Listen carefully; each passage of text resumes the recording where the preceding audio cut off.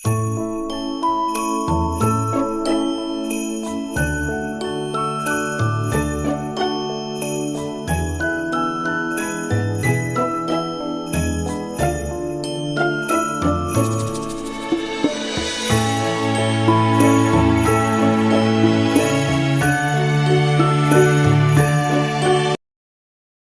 प्यारे बच्चों, welcome again to physics solution point. बच्चों, आज के इस वीडियो में हम लोग ELN मेजर टेस्ट नंबर 12 का सॉल्यूशन देखेंगे। आशा करते हैं जिस भी क्वेश्चन में आपको प्रॉब्लम होगी वो प्रॉब्लम इस वीडियो सॉल्यूशन के बाद रिजॉल्व हो जाएगी।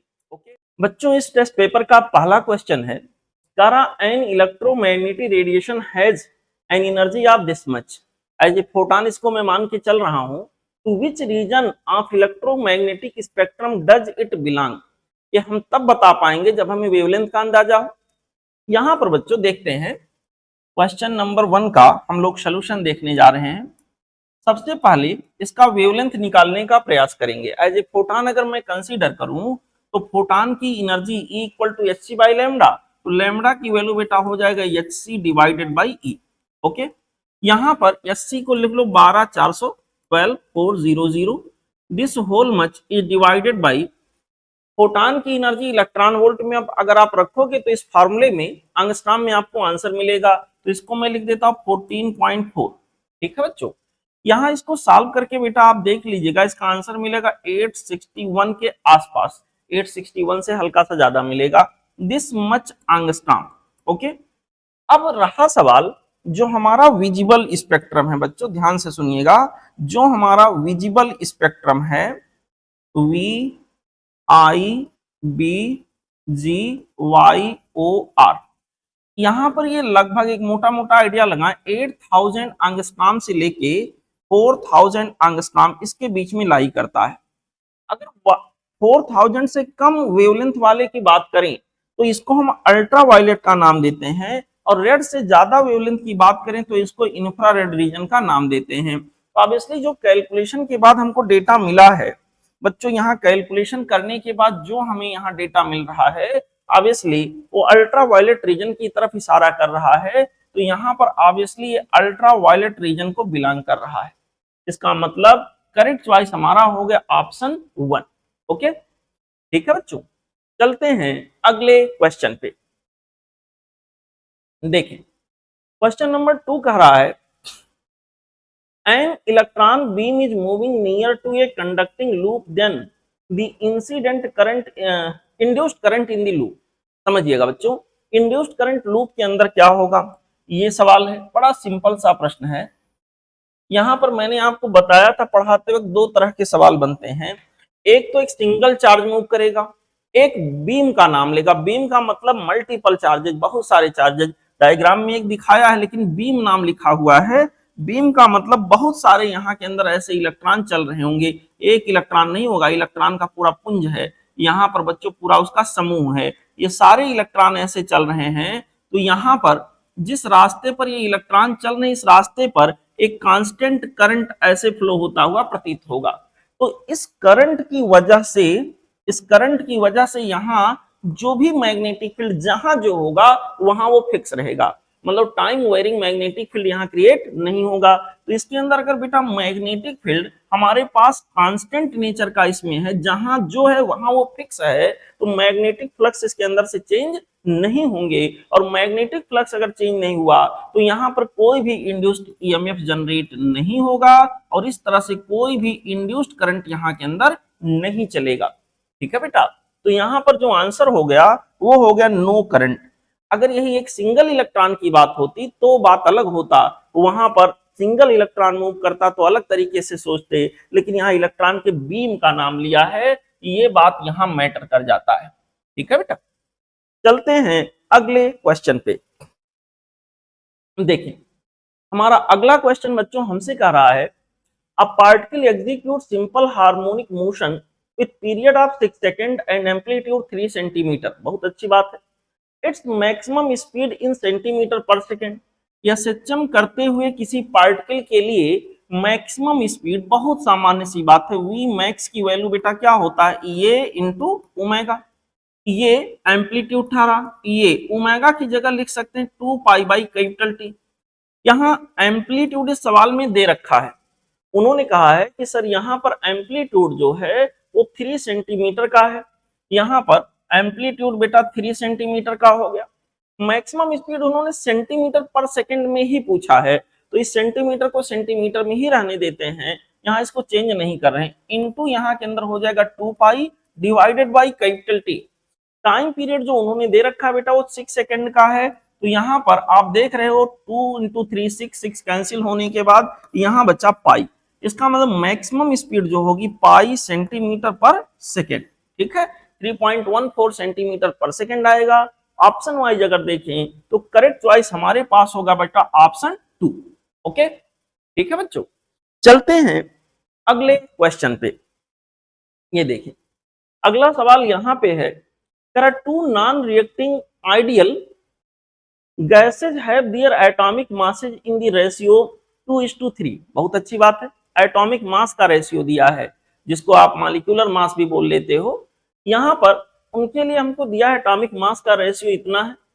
हमसे कहा गया है the ratio of their partial pressures, उनके इंडिविजुअल जो प्रेशर होंगे उनका रेशियो दिया है when enclosed in a vessel kept at constant temperature is this. Okay, यहाँ पर बच्चों ये पार्शियल प्रेशर का रेशियो है और ये मॉलिक्यूलर मास का रेशियो है। रेशियो ऑफ दियर डेंसिटीज, उनके डेंसिटी का रेशियो यहाँ के अंदर क्या रहा होगा, ये सवाल है। तो देखो इसको ऐसे सॉल्व करते हैं। आइडियल गैस का जो इक्वेशन होता P V equal to N R T, यहाँ डेंसिटी के बारे में चर्चा है, ध्यान दीजिएगा बच्चों। इसको ऐसे लिखूं पी वी, इसको लिख देता हूं mass of the gas upon molecular या एटॉमिक मास जो भी दिया है यहाँ के अंदर इनटू आरटी हो गया। अगर मोनो एटॉमिक है तो एटॉमिक मास कहो या मॉलिक्यूलर मास कहो, बात तो ही है बेटा। यहाँ के अंदर हमारे पास P इक्वल टू हो जाएगा mass upon volume, mass upon volume into हो जाएगा आरटी डिवाइडेड बाय क्या हो गया बच्चा, एम नॉट। ये जो यहाँ घेरा है मैंने सर्कल किया है, ये बेसिकली डेंसिटी हो गई गैस की, तो यहाँ पर pressure equal to density into R into T divided by M nought, ठीक है बेटा। यहाँ डेंसिटी की चर्चा हुई है कि डेंसिटी का रेशियो बताइए, तो डेंसिटी इक्वल टू हो जाएगा P into am not, P into am not divided by क्या हो गया बेटा, आर टी। डेंसिटी की जगह पर P into am not divided by R T. देखिए कांस्टेंट टेम्परेचर, सबके लिए टेम्परेचर सेम है और आर तो यहाँ सेम होगा ही। यहाँ पर बच्चों इन दोनों चीजों को वेरी कराएंगे, इन दोनों का रेशियो हमको दिया गया है। तो density of first gas divided by density of second equal to होगा partial pressure of first gas divided by second, यहाँ पर मल्टीप्लाइड बाय हो जाएगा एम नॉट पहले के लिए, एम नॉट दूसरे के लिए। मेरे प्यारे बच्चों ये रेशियो डायरेक्टली हमको दिया है 2/3 और यहाँ पर 4/3, ये हो गया 2/3 इंटू यहाँ पर 4/3, तो इसका आंसर आ गया 8/9, ठीक है। 8/9 इसका करेक्ट चॉइस होगा, इसका मतलब सही जवाब हो गया option 4। Okay, this is the solution for the question number 4। Now let's enjoy question number next 1। Okay, we have question number 5 now. This question is saying in single slit diffraction, single slit diffraction की बात कर रहा है, the phase difference between the Huygens wavelet from the edge of the slit and the wavelet from the midpoint of the slit for the first maxima। यहाँ के अंदर बच्चों आप देखो इसको अगर सॉल्व करने हम लोग जाएं तो सिंपली ये होगा कि यहाँ पर सिंगल स्लिट की बात हो रही, मान लो यही है स्लिट, ये स्लिट है सपोज, यहाँ के अंदर बच्चों मान लेते हैं यहाँ पर एक स्लिट बना दिया, ये रहा स्लिट। यहाँ पर स्लिट से के सेंटर से एक लाइन चलाएं, यहाँ कहीं स्क्रीन लगा देते हैं। कोई लाइट यहां से गया, कोई लाइट बच्चों यहां से गया, कोई यहां से गया, स्लिट के दोनों एजेस से लाइट गए और यहाँ पर सुपर इम्पोज किए, यहाँ पर कोई मैक्सिमा या मिनिमा बना। प्रिंसिपल मैक्सिमा तो यहाँ बनेगा, इधर जो बनेगा सेकेंडरी मैक्सिमा ही होगा। यहाँ पे बच्चों स्लिट की जो चौड़ाई है सपोज करिए यहाँ के अंदर डी या ये कुछ भी मान लेते हैं डी है, यहाँ के सेंटर से एक लाइन अगर चलाते हैं, यहाँ के बच्चों सेंटर से अगर एक लाइन हम चलाते हैं ऐसे, तो देखिए तमाम सारे लाइट रेज ऐसे जाकर यहाँ इंसिडेंट हो रहे होंगे। ये यद से ये लाइट रे नंबर 1 और लाइट रे नंबर सपोज करिए ये हमारे पास हो, इसको मान लेते हैं लाइट रे नंबर 2 और इसको मान लेते 3। तो उन्होंने कहा है कि जहां पे फर्स्ट मैक्सिमा बन रहा है, जहां पे फर्स्ट मैक्सिमा, अब इसलिए सेकेंडरी मैक्सिमा की बात यहाँ होगी, यहाँ पर जहां फर्स्ट मैक्सिमा बन रहा है, प्रिंसिपल मैक्सिमा के बाद फर्स्ट मैक्सिमा, वहां पर इन दोनों यानी 1 और 3 जो यद से चले हैं उनके बीच में जो फेज डिफरेंस है वो नहीं पूछा है, उन्होंने 1 और 2 के बीच में फेज डिफरेंस पूछा है। तो मैक्सिमा के लिए बेटा देखो पाथ डिफरेंस पहले निकालें, पाथ डिफरेंस जो कि होता है डी साइन थीटा, यहां से पूरा एनालिसिस अगर आप डेरिवेशन देखे हो, थीटा ये एंगल है और ऐसे हम लोग एक यहाँ लाइन खींचते हैं इस पर परपेंडिकुलर, ये भी थीटा होता है, तो यहाँ के अंदर डी साइन थीटा होता है। अच्छा, अगर सेकेंडरी मैक्सिमा का केस है तो इसके लिए होता है कंडीशन 2n+1 लैम्डा बाई 2, यहाँ उल्टा होता है, ठीक है बेटा। यहाँ पर ऐसा कुछ कंडीशन है, फर्स्ट मैक्सिमा की अगर बात है तो D sine theta equal to हमारे पास यहाँ के अंदर हो जाएगा यहाँ 3 लैम्डा बाई 2, ठीक है बेटा। अब इनके बीच वे रे नंबर 1 और 3 के बीच की ये बात हो रही है, अगर यहीं पर रे या वेव नंबर 1 और 2 हम ले लें तो ये वाली वैल्यू डी की जगह क्या हो जाएगा, डी बाई 2, जहां डी था वहां डी बाई 2 हो जाएगा। तो यहाँ पर ये तो 1 और 3 के बीच की कहानी हुई। अगर बच्चों 1 और 2 के बीच की कहानी हम देखें तो यहाँ पर जो पाथ डिफरेंस होगा वो हमारे पास आ जाएगा कितना, वो आ जाएगा बच्चों D sine theta by D by 2 sine theta. अच्छा, डी साइन थीटा इतना है तो डी बाई 2 साइन थीटा कितना होगा, ये हो जाएगा 3 लैम्डा बाई 4। अब हमें पाथ डिफरेंस में इसे कन्वर्ट करना है, पाथ डिफरेंस में कन्वर्ट फेज डिफरेंस को करना तो सिंपली आप इसको ऐसे कर लो, this will be equivalent to, यहां पर सिंपली आप कर लो लैम्डा की जगह 2 पाई रख दो, तो यहाँ के अंदर हो गया 3 इंटू 2 पाई, ठीक है, डिवाइडेड बाई 4, ये आपका फेज डिफरेंस आ जाएगा। अभी तक यहां तक हमने क्या दिखाया, पाथ डिफरेंस, इस पाथ डिफरेंस को फेज डिफरेंस में हम चेंज करें तो कहानी कुछ ऐसे होगा, इसका मतलब इसका आंसर आ जाएगा 3 पाई बाई 2 रेडियन, ठीक है बेटा, 3 पाई बाई 2 रेडियन, मतलब ऑप्शन हमारे पास हो गया ऑप्शन 4। ओके, ठीक है बच्चों, चलते हैं अगले क्वेश्चन पे। बच्चों हमारा अगला क्वेश्चन है क्वेश्चन नंबर 6। देखिए कहा गया free neutron decays into proton but ये free proton does not decay to the neutron, this is because. बच्चों यहां पर मैंने आपको कई बार बताया है मास ऑफ न्यूट्रॉन जो होता है थोड़ा सा, बहुत मामूली सा मास ऑफ प्रोटॉन से ज्यादा होता है। तो यहाँ के अंदर कह रहा है न्यूट्रॉन जो है वो डीके हो रहा है, किसमें डीके हो सकता है, प्रोटॉन, यहाँ डीकेज इनटू प्रोटॉन, यहाँ पर न्यूट्रॉन, यहाँ जो है न्यूट्रॉन हमारे पास है वो प्रोटॉन में डीके हो रहा, प्रोटॉन में डीके हुआ प्लस कोई जो बचा हुआ मास है उसके इक्विवेलेंट कोई चीज निकला होगा। लेकिन वो कह रहा प्रोटॉन न्यूट्रॉन में डीके नहीं होता है, इसलिए नहीं डीके होगा क्योंकि मास कंजर्वेशन तो यहाँ में लगाना है ना। यहाँ पर अगर प्रोटॉन को मैं सोचूं कि प्रोटॉन से न्यूट्रॉन बन जाए तो कैसे पॉसिबल है भाई, इसका मास तो कम है ना न्यूट्रॉन से, तो इसका ऐसा होना पॉसिबल ही नहीं है, ये यहाँ पर इम्पॉसिबल है, ठीक है बेटा। तो यहाँ के अंदर जब आप खोजते हैं पहला ऑप्शन करें neutron is composite particle made up of proton and electron whereas proton is fundamental particle, ऐसा कोई कारण नहीं है। Neutron is an uncharged particle whereas proton is charge particle, no, neutron has larger rest mass than proton, यहाँ पर बच्चों option 3 यहाँ best option हो गया, ठीक। ओके, चलते हैं बच्चों अगले क्वेश्चन। अगला क्वेश्चन है बच्चों क्वेश्चन नंबर 7। इसमें कहा गया 2 metal wires of identical dimensions are connected in parallel if ρ1 and ρ2 are the resistivity of the metal wires respectively, the effective resistivity of the combination। मेरे प्यारे बच्चों समझिएगा, यहाँ पर मैंने मेटल का 2 वायर ले लिया, एक वायर यहाँ पर ऐसे थोड़ा इसको थिक बना के दिखा रहे हैं समझाने के लिए, और दूसरा वायर ऐसे, दोनों के क्रॉस सेक्शन चलो मैं मान लेता हूँ सर्कुलर हो, यहाँ पर इस तरह से दोनों को पैरेलल में ज्वाइन कर दिया गया। तो दोनों के डायमेंशंस इक्वल है, मतलब क्रॉस सेक्शनल एरिया दोनों का सेम होगा, दोनों का लेंथ सेम होगा। इसके लिए रेजिस्टिविटी बोला है ρ1 है और इसके लिए रेजिस्टिविटी बोला है बेटा क्या ρ2 है।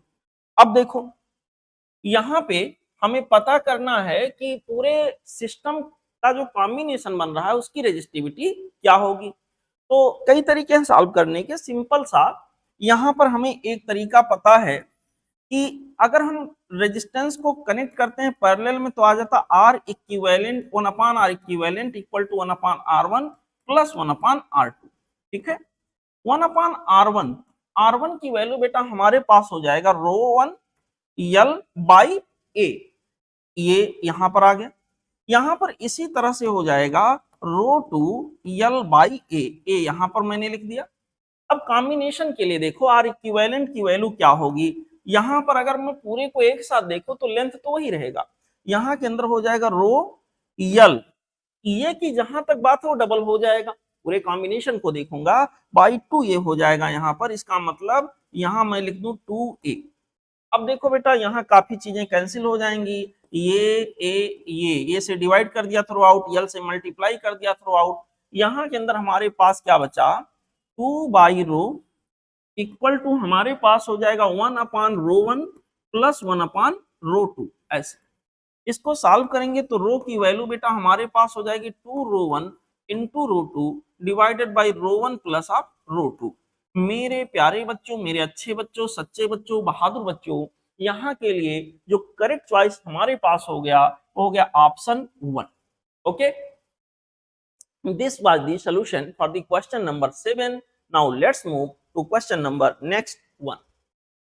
Okay, यहाँ पर बच्चों हमारा अगला सवाल आ गया, हमसे कहा गया calculate the de Broglie wavelength of electron of kinetic energy 200 electron volt, mass of electron उन्होंने थोड़ा चेंज करके दिखाया है, 9.1 को 10 मानते हुए ऐसे लिखेंगे तो आ जाएगा 1 × 10⁻30। और यहाँ पर चार्ज इलेक्ट्रॉन का जो भी है दिखाया गया है, H की वैल्यू बताई गई है। यहाँ पर बच्चों हमसे पूछा गया डी ब्रोगली वेवलेंथ क्या होगा। मेरे प्यारे बच्चों, मेरे अच्छे बच्चों, सच्चे बच्चों, बहादुर बच्चों, अगर किसी पार्टिकल की काइनेटिक एनर्जी दी है और डी ब्रोगली वेवलेंथ आपसे पूछा गया तो सिंपल सा formula H divided by square root के अंदर 2 times of m into kinetic energy के लिख दो या E के जो भी सिंबल यूज कर लो। यहाँ पर सभी चीजों की वैल्यू आपको दे दी गई, H के जगह पर लिखेंगे 6.6 into 10⁻−34 divided by square root के अंदर 2 times of m in the sense mass of electron that is given here 1 into 10⁻30, थोड़ा चेंज करके दिया गया है, अप्रॉक्सीमेट में 10⁻30 सिंपली लिख दिया। कि काइनेटिक एनर्जी बेटा यहाँ के अंदर दिया गया 200, लेकिन 200 क्या 200 इलेक्ट्रॉन वोल्ट इंटू हो जाएगा 1.6 इंटू 10⁻19। अब ये क्या बन गया जूल। ठीक है, चलिए इसको सॉल्व करते हैं। लैम्डा की वैल्यू बच्चों यहाँ पर आएगा 6.6 into 10⁻34 divided by square root के अंदर देखते हैं क्या क्या आता है 2, देखिए ये वाला 2 और ये वाले 2 को मिला लिया, 2 2 जा 4, यहाँ पर बच्चों मैंने लिख दिया 4। यहाँ पर 2 0 यहाँ का इसके साथ ले लेंगे या यहाँ का 1 0 हटा देते हैं तो ये बन जाएगा 16 इंटू यहाँ के अंदर बच्चों क्या हो गया 10 इंटू यहाँ के अंदर हो गया 60। ओके, अब यहाँ पर बच्चों ये वाला 0 अगर मैं इसमें इंक्लूड कर दूं तो यहाँ पर आ जाएगा 10 की पावर, पहले इन दोनों को सॉल्व कर लीजिए, 10 की पावर -49 और ये वाला हट जाएगा तो 1 0 ये हो जाएगा 10 की पावर -48। बच्चों यहाँ पर हमारे पास होगा 6.6 इंटू 10 की पावर -34 डिवाइडेड बाई यहाँ इसका स्क्वायर रूट 2, यहाँ 4, यहाँ 10 की पावर -24। ठीक है, यहाँ पर इसको थोड़ा और हम लोग सॉल्व करें तो लैम्डा की वैल्यू बेटा 6.6 डिवाइडेड बाई आ जाएगा 8 और यहाँ के अंदर इन दोनों पावर को बैलेंस करेंगे इंटू हो जाएगा 10 की पावर -10। ठीक है, यहाँ से हम इसको थोड़ा मैनेज करें, इसको लिख दें 66 तो यहाँ मुझे लिखना पड़ेगा इंटू 10 की पावर -11/8। ठीक है, यहाँ पर बच्चों इसको सॉल्व करोगे इसका आंसर आपको मिलेगा 8.25, 66/8 करोगे तो 8.25 मिलेगा। 8.25 इंटू 10 की पावर -11 दिस मच मीटर। तो ऑप्शन जो करेक्ट हो गया वो हो गया ऑप्शन 2। ठीक, this was the solution for the question number 8। Now let's enjoy question number next 1। देखिए क्वेश्चन नंबर 9।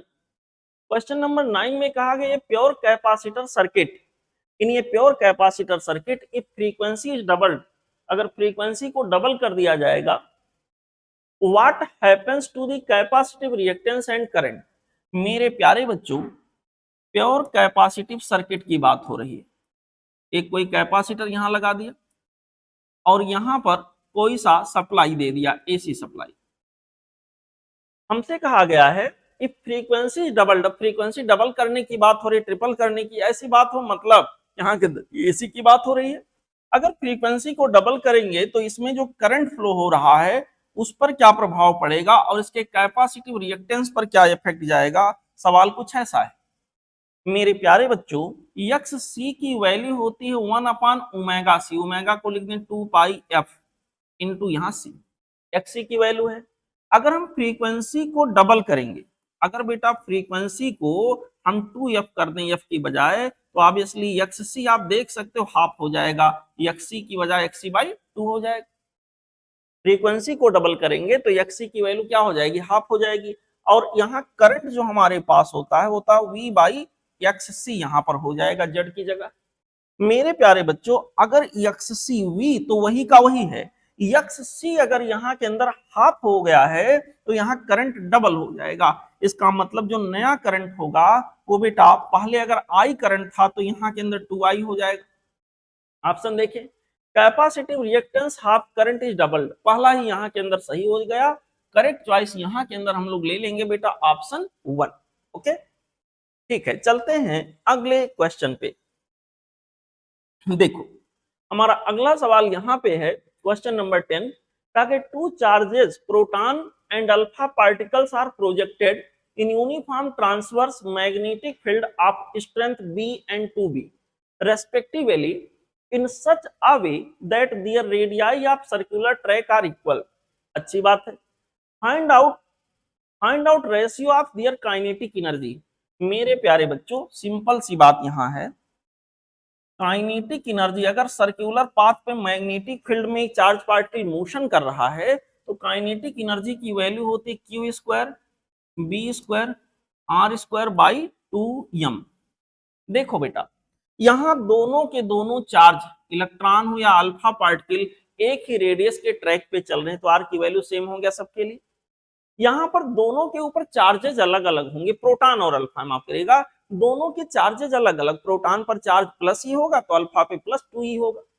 मैग्नेटिक फील्ड भी अलग अलग हैं, अगर इलेक्ट्रॉन जो है मैग्नेटिक फील्ड बी में चल रहा है तो प्रोटॉन माफ करिएगा प्रोटॉन अगर मैग्नेटिक फील्ड बी में चल रहा है तो अल्फा पार्टिकल 2b में चल रहा है, दोनों के मासेज भी अलग अलग होंगे। तो यहाँ काइनेटिक एनर्जी का जो रेशियो बनेगा k1/k2 वो सिंपली हो जाएगा q1/q2 का होल स्क्वायर, ये हो जाएगा बेटा b1/b2 का होल स्क्वायर और यहां पर हो जाएगा m2 मींस m अल्फा, ठीक है, divided by m1 means proton का मास का कुछ नहीं ऐसे ही रहेगा, यहाँ पावर 1 ही है।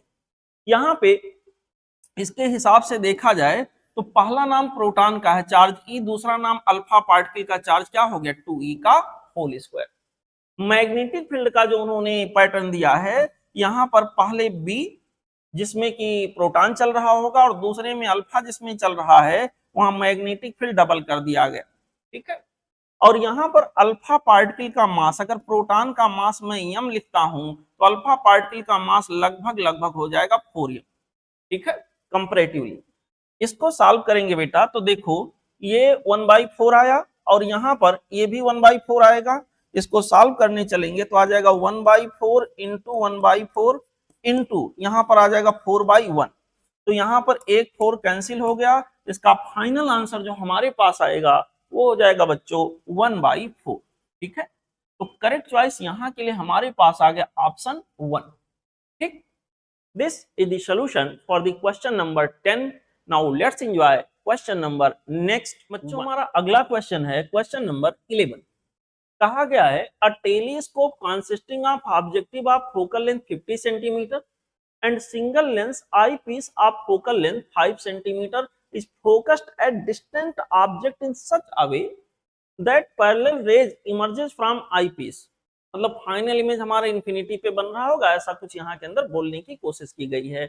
हमसे कहा गया है कि बताइए sir object subtends an angle 2 degree at the objective, then angular width of the image will be. Angular width image के ऊपर क्या होगा, इमेज के द्वारा जो एंगुलर विड्थ इमेज का होगा वो क्या होगा। तो देखो सिंपल सी बात है, कोई माइक्रोस्कोप या टेलीस्कोप की बात करें तो बेटा यहाँ पर विजुअल एंगल को बढ़ाना इनका काम होता है। टेलीस्कोप या माइक्रोस्कोप को जब यूज करते हैं तो विजुअल एंगल ये बढ़ा देते हैं।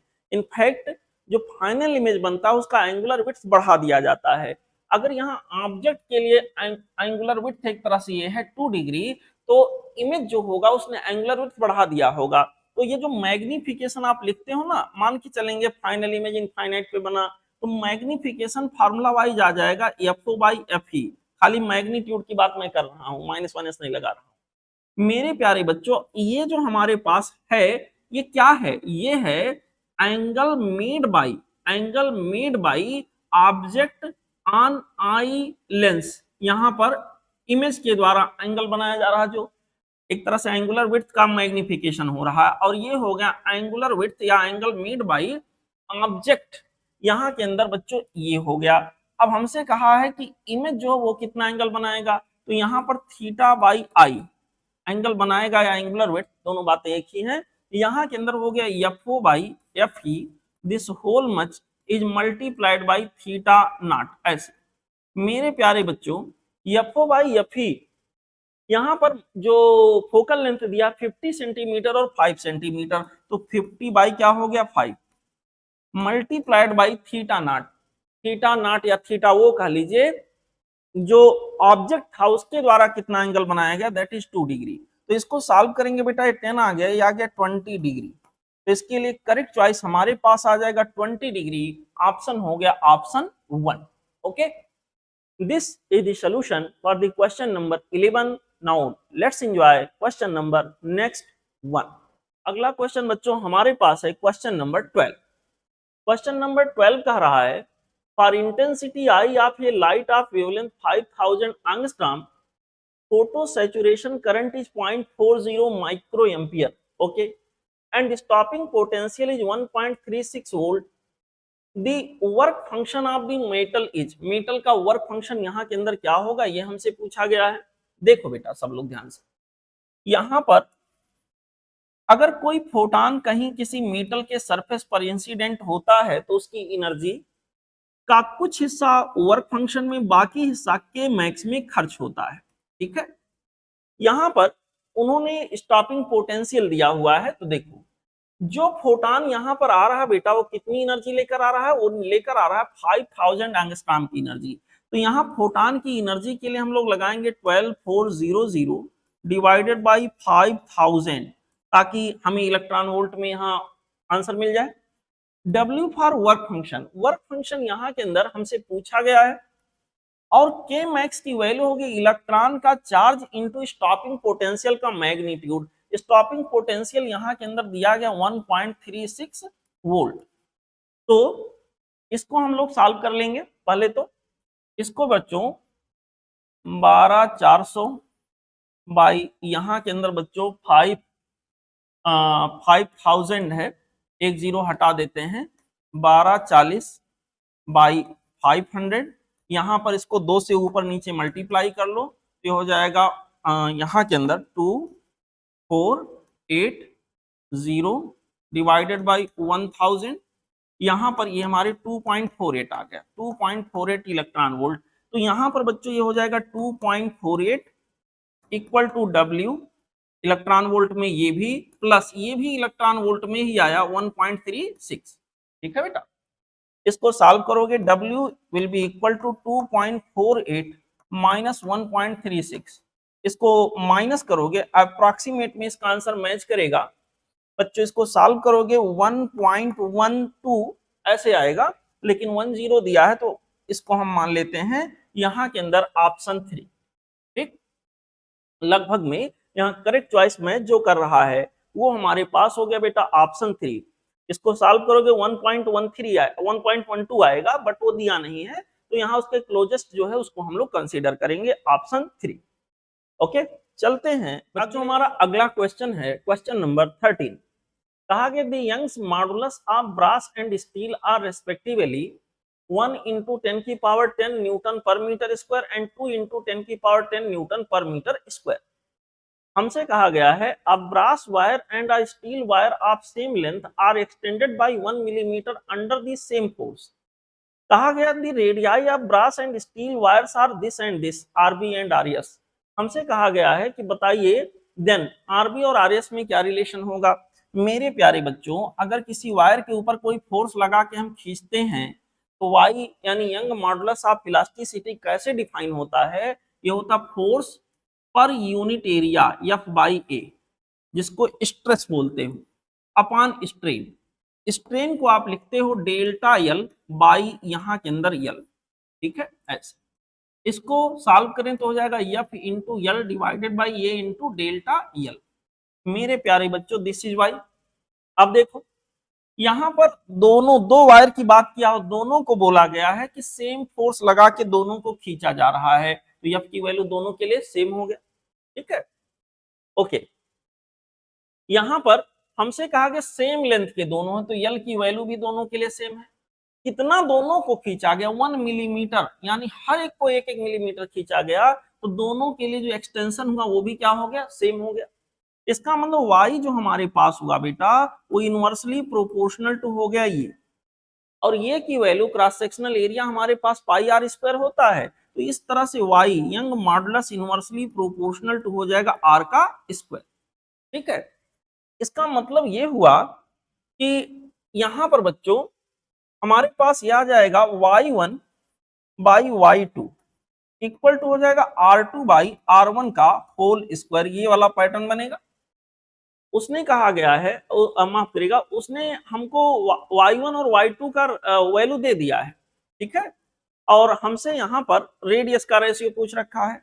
y1 की वैल्यू हमको उन्होंने दी है 1 into 10 की power, y1 in the sense brass के लिए, पहला नाम ब्रास का है, तो यहाँ के लिए हमारे पास इतना दिया है, और स्टील के लिए जो दिया है वो दिया है 2 into 10 की पावर 10, 2 into 10 की पावर 10 ऐसे, इक्वल टू R2, दूसरा नाम ब्रास का है, ब्रास का रेडियस उन्होंने, दूसरा नाम बेटा स्टील का माफ करेगा, radius of steel divided by radius of brass हो गया ऐसे का होल स्क्वायर, ठीक है। इसको हम लोग सॉल्व करेंगे तो यहां पर आ गया 1/2 equal to R S by R B का होल स्क्वायर। इसका मतलब हो गया बेटा R S by R B, R S by R B, this will be equal to 1 by square root 2, ठीक है। तो यहाँ पर आर एस की वैल्यू हमारे पास आ जाएगी बेटा, radius of steel wire will be equal to radius of brass wire divided by square root 2।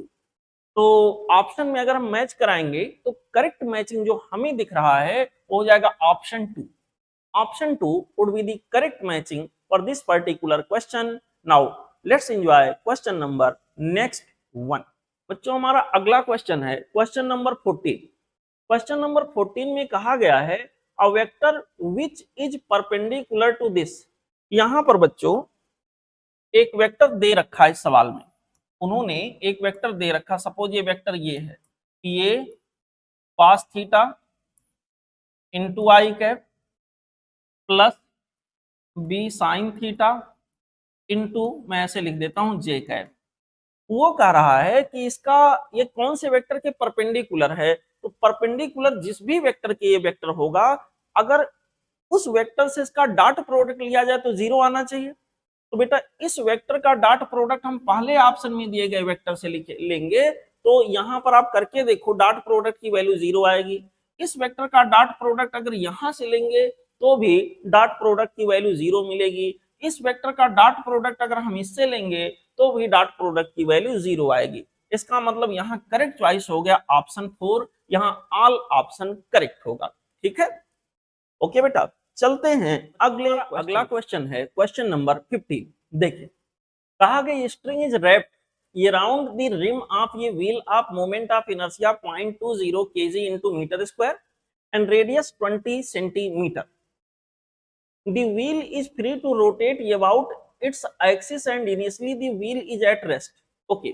शुरुआत में रेस्ट में था बेटा, जब यहां से फोर्स लगा के खींचा गया तो फोर्स लगा के खींचने के कारण ये ऐसे रिवॉल्व होना शुरू हुआ।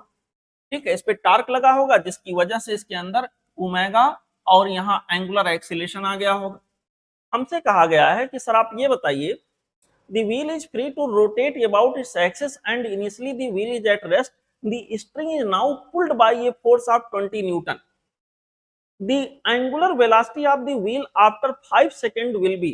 तो बेटा यहाँ पर देखो, जब हम फोर्स लगा के व्हील को खींचेंगे तो यहाँ पर इस पॉइंट के अबाउट, ये वाले पॉइंट के अबाउट यहाँ पर इस फोर्स को लगाने की वजह से क्या लगेगा? टार्क। ये वाला हमारा जो डिस्टेंस है, ये वाला बेटा जो यहाँ के अंदर ये वाला डिस्टेंस है, दिस वन ये रेडियस के बराबर है, परपेंडिकुलर डिस्टेंस हो गया लाइन ऑफ एक्शन का। तो यहाँ के अंदर सिंपली हम लोग लिखेंगे टार्क इक्वल टू यहाँ पर एक फार्मूला होता आई इंटू अल्फा, और यही टार्क इक्वल टू होगा जिस फोर्स की वजह से टार्क आया, फोर्स इंटू फोर्स के लाइन ऑफ एक्शन का, फोर्स के लाइन ऑफ एक्शन का जिस पॉइंट के अबाउट में टार्क निकाल रहा हूं वहां से परपेंडिकुलर डिस्टेंस। तो यहाँ ये वाला डिस्टेंस जो हमारे पास आएगा बच्चों, ये रेडियस के बराबर होगा, ये वाला डिस्टेंस यहाँ रेडियस के बराबर हो गया, मल्टीप्लाइड बाई आर। ठीक है, इसको चलिए सॉल्व करते हैं। अल्फा अगर निकालने का प्रयास करें तो आ जाएगा F into R divided by I. F जो फोर्स मैंने लगाया है वो यहाँ 20 न्यूटन का है, दिस इज 20। रेडियस यहाँ पर बच्चों मेंशन किया गया 20 सेंटीमीटर का है, तो 20 इंटू 10 की पावर -2 हो गया। This much is divided by I, moment of inertia of this wheel about this axis, जो कि हमको दिया गया है यहाँ के अंदर 0.20, यहाँ पर 0.2, सिंपली ऐसे लिख देते हैं। इसको सॉल्व करेंगे बेटा, ये 10 की पावर -2 जो लिखा हुआ है, यहाँ के 0 और यहाँ के 0 को हटा देगा, यहाँ 4 आ गया, तो सिंपली हमारे पास ये हो जाएगा 4 डिवाइडेड बाई 0.2 यानी 40 डिवाइडेड बाई 2 यानी कि 20 मीटर पर सेकेंड स्क्वायर। ये वाला माफ करेगा 20 रेडियन पर सेकेंड स्क्वायर, 20 रेडियन पर सेकेंड स्क्वायर का यहाँ के अंदर एक्सीलरेशन आ जाएगा। तो हमसे कहा गया angular velocity of the wheel after 5 second.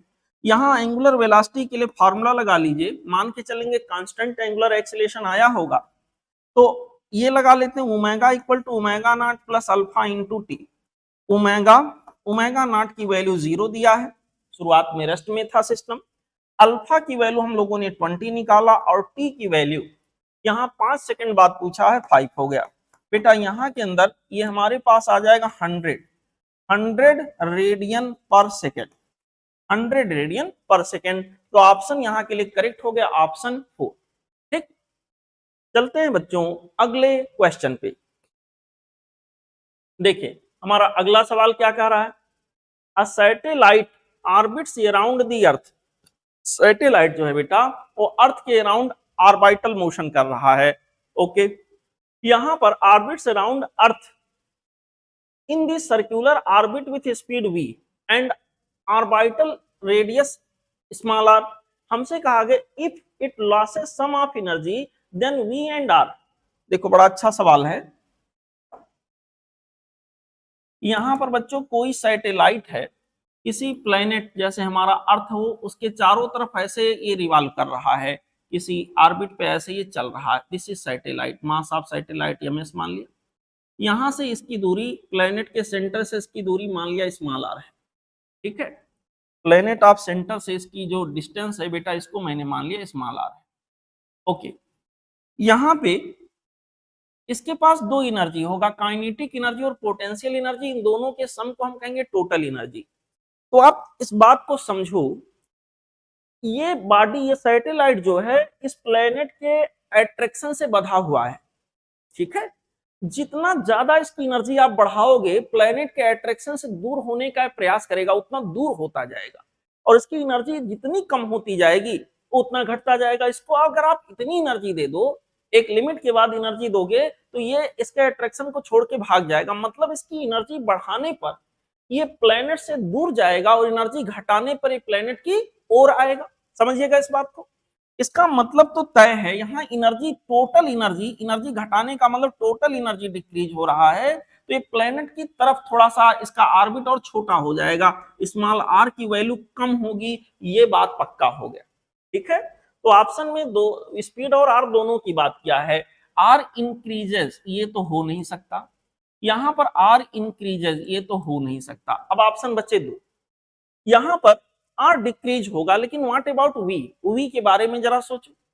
यहां पर बच्चों जैसे जैसे प्लेनेट के करीब आएगा, आर कम होगा, प्लेनेट के करीब आएगा, तो होगा क्या, प्लेनेट के करीब आने पर बेटा इसके ऊपर ग्रेविटेशनल फोर्स बढ़ेगा, और ग्रेविटेशनल फोर्स बढ़ने के कारण यहाँ पर बच्चों जो इसके ऊपर ग्रेविटेशनल जो यहाँ सेंट्रीपेटल एक्सीलरेशन है, जो कि इनफैक्ट जी के बराबर होगा, उसकी वैल्यू भी क्या होगी, बढ़ेगी। तो यहाँ के अंदर बच्चों ऐसे केस में क्या होता है, जैसे जैसे छोटे ऑर्बिट पे आएगा स्पीड इसकी बढ़ती जाएगी। तो अब देखो हुआ क्या, ओवरऑल एनर्जी, टोटल एनर्जी मैं पूरा लिख दूं, अगर इसको देखेंगे तो ये घट रहा है, अगर आर को देखेंगे तो ये घट रहा है, पास आएगा ये, और वी को देखेंगे तो वी की वैल्यू क्या हो रही, बढ़ रही है, यहां थोड़ा सा स्पीड बढ़ जाएगा।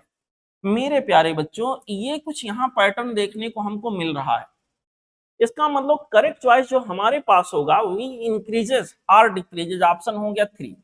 ठीक है, अब इसको ऐसे समझो, अगर हम यहां पोटेंशियल एनर्जी की बात करें, तो पोटेंशियल एनर्जी हमारे पास होगा, माइनस में आएगा G mass of planet into mass of satellite divided by small are.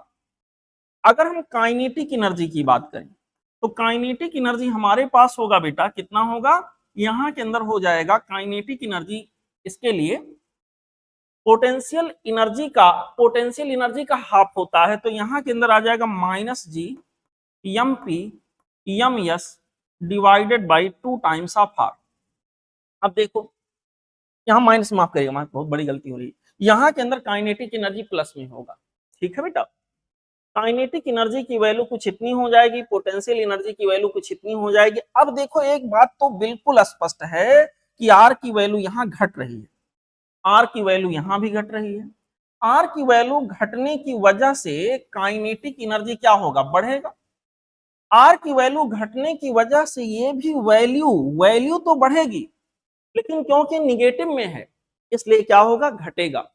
मेरे प्यारे बच्चों वैल्यू तो आर की वैल्यू कम हो रही है तो मैग्नीट्यूड तो इसका बढ़ेगा, लेकिन क्योंकि निगेटिव में ये है, निगेटिव में होने की वजह से इसको हम कहेंगे कि ये डिक्रीज हो रहा है। अब ओवरऑल एनर्जी क्या होगी, ओवरऑल एनर्जी डिक्रीज हो रही है, तो पक्का डिक्रीज ज्यादा होगा, इंक्रीज कम होगा, यानी पोटेंशियल एनर्जी में जो डिक्लाइन होगा वो ज्यादा होगा, और काइनेटिक एनर्जी में जो इंक्रीमेंट होगा कंपैरेटिवली कम होगा। ठीक है बेटा, यहाँ पे जैसे मैं एक एग्जांपल लेता हूं, मान लो एक छोटा सा, ऐसे डेटा पे मत जाइएगा, बस समझाने के लिए, मान लो मैं कह रहा हूं पोटेंशियल एनर्जी की वैल्यू यहाँ के अंदर था माइनस ऑफ 100 जूल, और काइनेटिक एनर्जी की वैल्यू शुरुआत में यहां पर था, इसका हाफ रहा होगा माइनस ऑफ, यहाँ के अंदर बच्चों इसको मैं मान लेता हूं प्लस ऑफ, यहाँ माइनस कहाँ जाएगा, 50 जूल, ये काइनेटिक एनर्जी था, ये पोटेंशियल एनर्जी था। और टोटल एनर्जी की बात करें तो टोटल एनर्जी यहाँ के अंदर इसका मतलब रहा होगा, सपोज करिए इन दोनों को सम करेंगे, -50 जूल। अब क्या हुआ, मान लो एक एग्जांपल लेते हैं कि रेडियस घटकर आधा हो गया, मतलब आर के जगह r/2 हो गया। अगर r/2 करोगे तो यहां पर r/2 करने का मतलब जो भी एनर्जी काइनेटिक पहले था उसका डबल हो जाएगा। तो काइनेटिक एनर्जी, अब देखें काइनेटिक एनर्जी की नई वैल्यू डबल का मतलब क्या हो गया, 100 जूल। पोटेंशियल एनर्जी यहाँ के अंदर बच्चों मैग्नीट्यूड में तो डबल होगा, लेकिन निगेटिव के साथ डबल होगा, तो यहाँ पोटेंशियल एनर्जी की नई वैल्यू -200 जूल हो गया। और टोटल एनर्जी की नई वैल्यू, दोनों का सम करो तो टोटल एनर्जी की नई वैल्यू बेटा यहाँ पर आप देख सकते हो, माइनस आप क्या हो गया 100 जूल, -50 जूल से -100 जूल, टोटल एनर्जी घटा, पोटेंशियल एनर्जी घटा, पोटेंशियल एनर्जी माफ करिएगा, हाँ घटा, और काइनेटिक एनर्जी क्या हो गया, बढ़ गया। पोटेंशियल एनर्जी 100 जूल घटा, जबकि काइनेटिक एनर्जी 50 जूल ही घटा, सॉरी 50 जूल बढ़ गया। फिर से देखें, पोटेंशियल एनर्जी बेटा 100 जूल डिक्रीज कर गया, -100 से -200 होना मतलब 100 जूल डिक्रीज कर गया। काइनेटिक एनर्जी आप देखिए 50 जूल इंक्रीज कर गया। टोटल एनर्जी देखिए -50 से -100 होने का मतलब टोटल एनर्जी -50 जूल यहाँ के अंदर क्या हो गया बच्चों, डिक्रीज हो गया। तो कहानी स्पष्ट है, ऑप्शन जो हमारा सही होगा वो होगा बेटा ऑप्शन 3। ओके, चलते हैं अगले क्वेश्चन पे। यहां पे क्वेश्चन नंबर 17 हमारे पास आ गया। देखें, हमसे कहा गया है the position vector R of ये पार्टिकल, किसी पार्टिकल का position vector as function of time is given by, हमको दिया गया R equal to 4 sine 2 pi T I cap plus 4 cosine 2 pi T into J cap. R metre में है, T second में है, आई जे यूनिट वेक्टर है, वही खिरची मिर्ची वाली बातें सब लिखा है। Which one of the following statement is wrong about this motion. तो बेटा आप देखो, इतना हिस्सा जो है ये एक्स कंपोनेंट रहा पोजीशन वेक्टर का, और इतना हिस्सा जो है ये वाई कंपोनेंट रहा पोजीशन वेक्टर का। तो पोजीशन वेक्टर के एक्स और Y component, X equal to हो गया दिस और y इक्वल टू हो गया दिस। ठीक है बेटा, यहां के अंदर y इक्वल टू, यहाँ 4 छूट जा रहा है, y इक्वल टू बेटा यहाँ के अंदर ये हो गया, ये पूरा दिस वन। ये यहां पर मेरे प्यारे बच्चों, मेरे अच्छे बच्चों, सच्चे बच्चों, बहादुर बच्चों, यहाँ पे अगर मैं देखूं तो ये दोनों के दोनों टाइम डिपेंडेंट है, मतलब मोशन 2D होगा। और अगर यहाँ पर बच्चों में X square plus Y square करता हूं तो मुझे मिलेगा 4 का स्क्वायर कॉमन होने के बाद बाकी चीजें sine square 2 pi T plus cos square 2 pi T 1 हो जाएगा। ये आ गया बेटा यहाँ के अंदर sine square X square plus Y square equal to 4 आ जाएगा। तो ये एक सर्कल का इक्वेशन बना। ठीक है बेटा, इसका मतलब मोशन यहाँ सर्कुलर होगा, और सर्कुलर मोशन यहाँ के अंदर 4 का स्क्वायर यहाँ रहेगा। सर्कुलर मोशन जो होगा बेटा उसका रेडियस यहाँ के अंदर 4 आ जाएगा। ये सर्कल का इक्वेशन होता है, X square plus Y square equal to ये स्क्वायर, ये उसका रेडियस होता है। तो पहला तो सही हो गया, रॉन्ग पूछा है, गलत वाला। एक्सीलरेशन, अगर ये सर्कुलर मोशन है देखें, और एक ऐसा सर्कुलर मोशन होगा कि यहां पर बच्चों यूसीएम का केस फुलफिल होगा। यूसीएम का केस फुलफिल होगा कैसे पता है, एक्स और वाई को फिर एक बार डिफरेंशिएट करो तो यहां पर बच्चों वी एक्स और वी वाई मिलेगा। वी एक्स और वी वाई का स्क्वायर करके स्क्वायर रूट के अंदर रखोगे, प्लस करोगे, मतलब v की वैल्यू आप निकालोगे। ऐसे मैं जल्दी जल्दी बता दे रहा हूँ, वी एक्स का स्क्वायर प्लस वी वाई का स्क्वायर। तो यहाँ पर आपको पता ये चलेगा, पूरा कर लीजिएगा, यहाँ पर पता ये चलेगा कि वेलोसिटी का मैग्नीट्यूड कांस्टेंट है, मतलब यूसीएम है। और अगर यूसीएम है ये, अगर बेटा ये यूसीएम है तो एक बात पक्का है कि इसके ऊपर केवल और केवल सेंट्रीपेटल फोर्स लग रहा होगा। इसका एक्सीलरेशन जो होगा वो सेंट्रीपेटल एक्सीलरेशन होगा, जो कि सेंटर की ओर होगा। जहां तक आर की बात है, आर इन दी सेंस जहां तक पोजीशन वेक्टर की बात है, तो पोजीशन वेक्टर बेटा अवे होगा, और यहाँ एक्सीलरेशन वेक्टर जो होगा वो टूवर्ड सेंटर होगा। तो यहाँ पर हम कह सकते हैं एक्सीलरेशन आर के अपोजिट है, या कह सकते हैं एक्सीलरेशन वेक्टर आर के रिवर्स डायरेक्शन में, यानी माइनस आर के एलांग है। तो ये भी सही होगा। ठीक है बेटा, दूसरा भी इसका मतलब सही बोल रहा, माइनस आर के एलांग बिल्कुल सही है। Magnitude of acceleration is V square by R. Basically अगर वी स्पीड है तो यहाँ वी स्क्वायर बाई आर होगा, सेंट्रीपेटल एक्सीलरेशन आएगा। लास्ट वाला ऑप्शन बेटा कह रहा है magnitude of velocity of particle is 8 metre per second.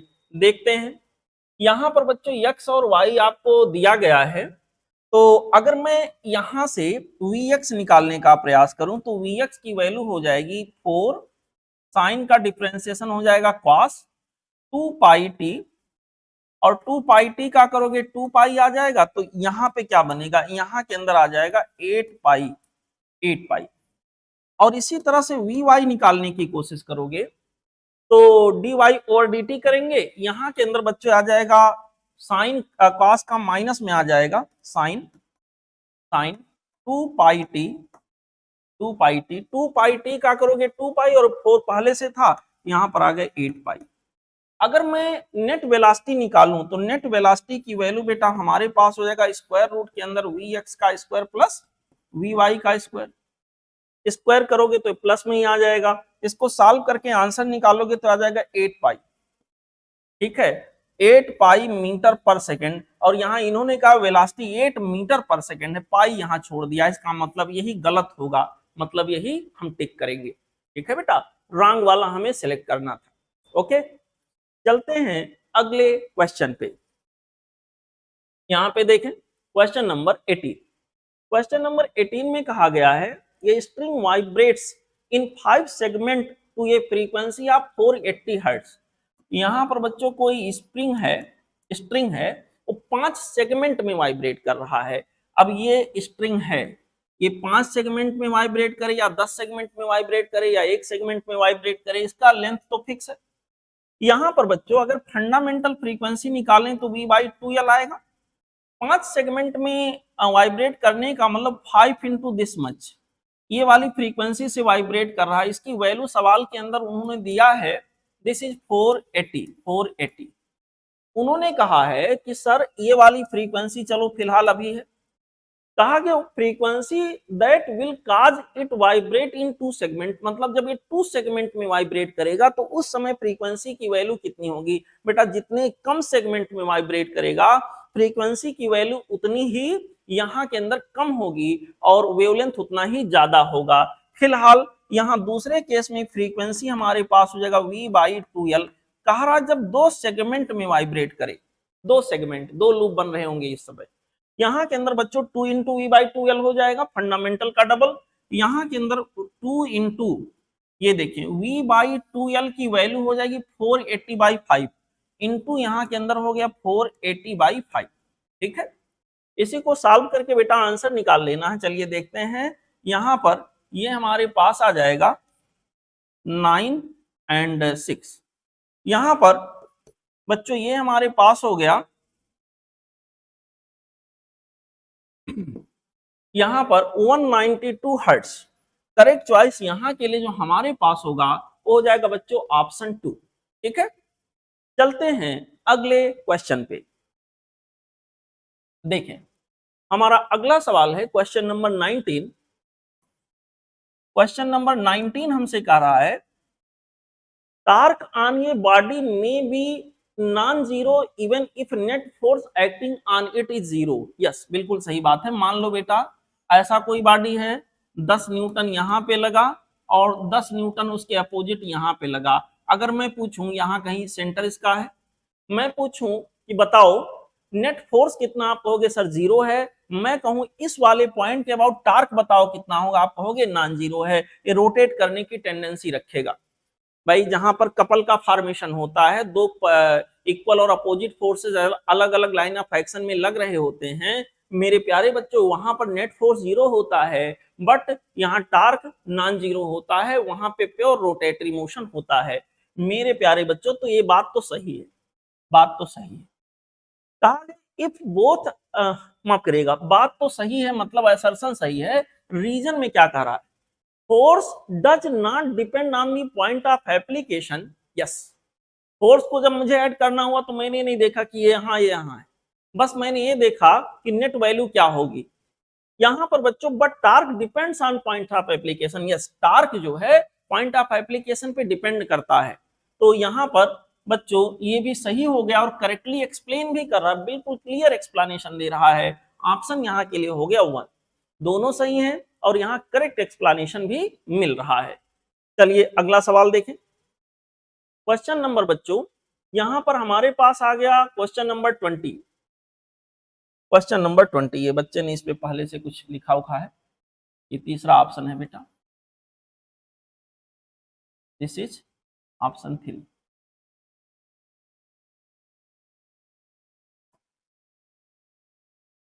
देखते हैं निकाल के क्या आता है।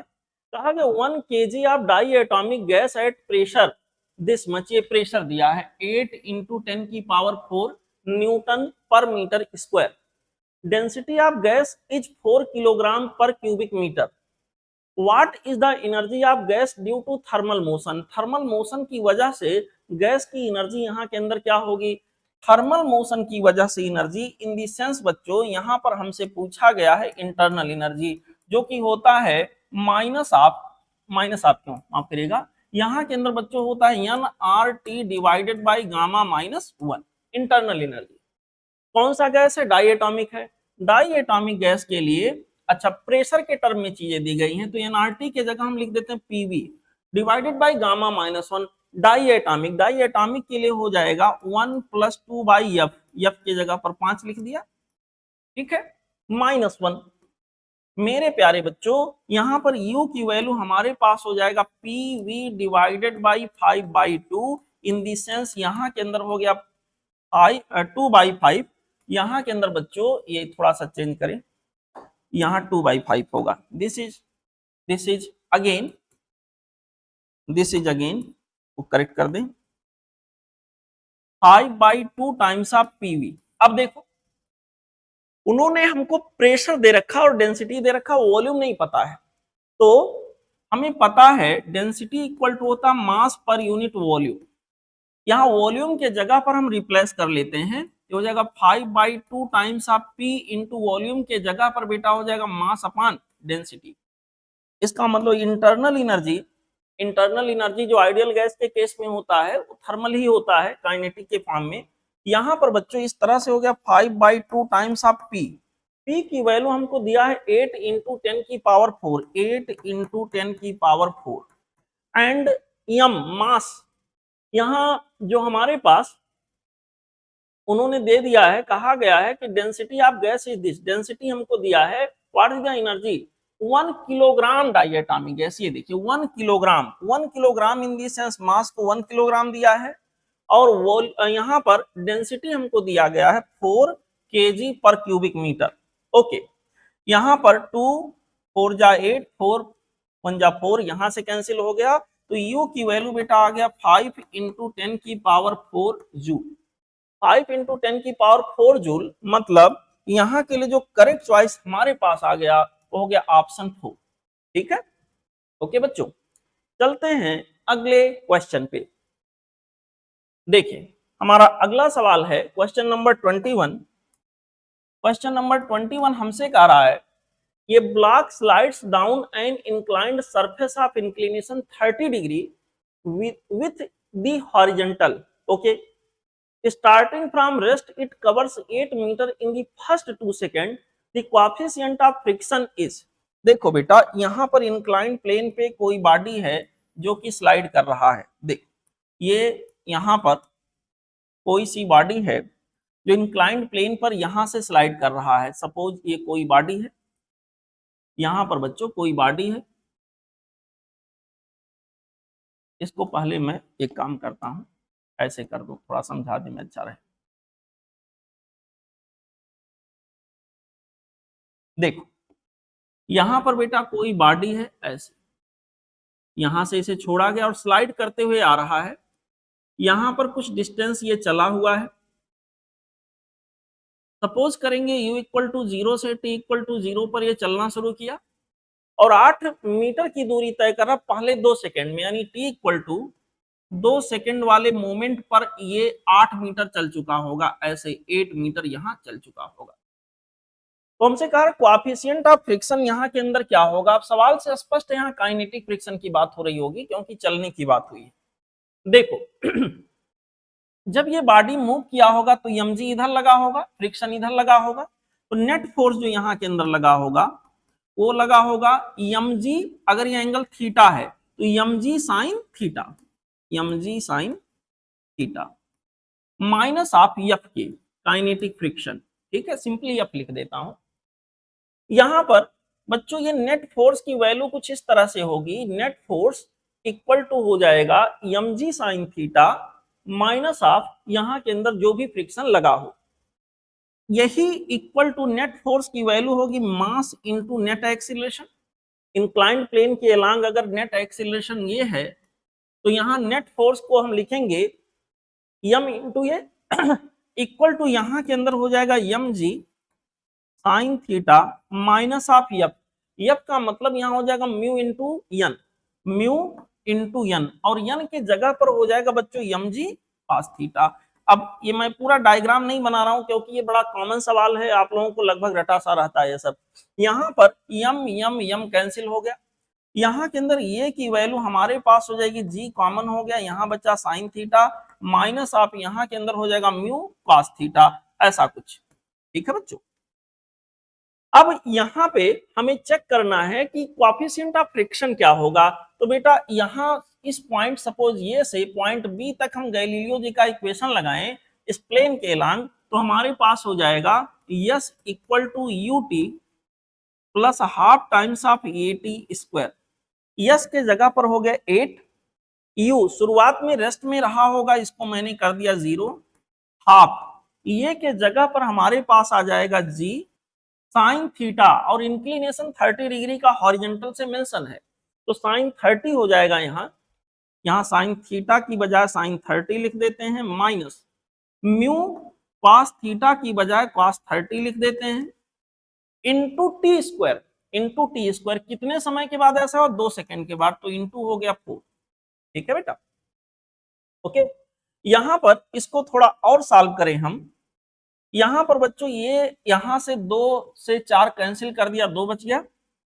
इसका मतलब यहां पर हमारे पास ये कुछ ऐसे आ जाएगा, 2 इसको कैंसिल कर देगा, ये 4 बन जाएगा 4, और ये जी के जगह 10 रख दीजिए, तो हो जाएगा 10 साइन 30 1/2 माइनस म्यू कॉस 30 की वैल्यू स्क्वायर रूट के अंदर 3/2 इंटू जी की वैल्यू यहाँ 10 हो गया।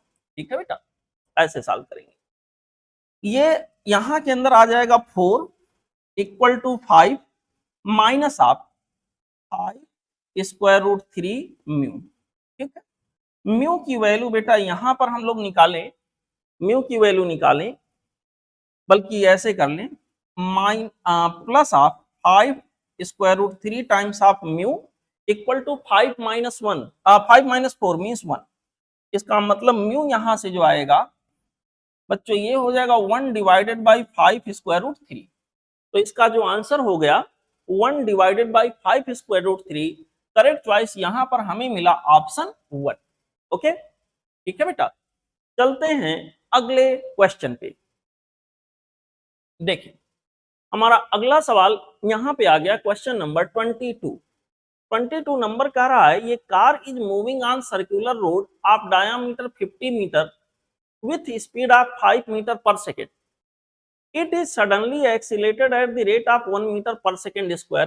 कार बच्चों सर्कुलर रास्ते पर जा रहा था, यहां पर उसके ऊपर सेंट्रीपेटल एक्सीलरेशन तो सेंटर की तरफ लग ही रहा था, और अचानक एक्सीलरेट हुआ तो उसके ऊपर एक और एक्सीलरेशन आ गए 80। तो नेट एक्सीलरेशन क्या होगा, इन दोनों का वेक्टर सम हो जाएगा। ठीक है बेटा, हमसे पूछा नेट फोर्स कितना होगा। नेट फोर्स का मतलब मास इनटू नेट एक्सीलरेशन। तो सबसे पहले हम लोग निकाल लेते हैं कि भैया नेट एक्सीलरेशन यहाँ क्या होगा, क्योंकि AC और AT इन दोनों के बीच में एंगल 90 डिग्री होगा, तो नेट एक्सीलरेशन आ गए AC का स्क्वायर प्लस AT का स्क्वायर। ठीक है बेटा, AC का square in the sense AC की value V square by R का होल स्क्वायर प्लस AT का स्क्वायर। चलिए वैल्यू रखिए, V square by R, V square in the sense 5 का स्क्वायर 25 अपॉन R। देखिए इसका डायामीटर दिया है ट्रैक का 50 मीटर, तो रेडियस हो गया 25 का स्क्वायर प्लस AT। ये जो एडिशनल एक्सीलरेशन यहाँ के अंदर बाद में नाम लिया यही AT है, तो यहाँ के अंदर बच्चों हो गया 1 का स्क्वायर। सॉल्व किया तो सिग्मा ये हमारे पास बच्चों आ गया 1 का स्क्वायर प्लस 1 का स्क्वायर, स्क्वायर रूट में 2 आ गया पूरा। नेट फोर्स की वैल्यू इस तरह से बच्चों जो हमारे पास आएगा मास इनटू नेट एक्सीलरेशन।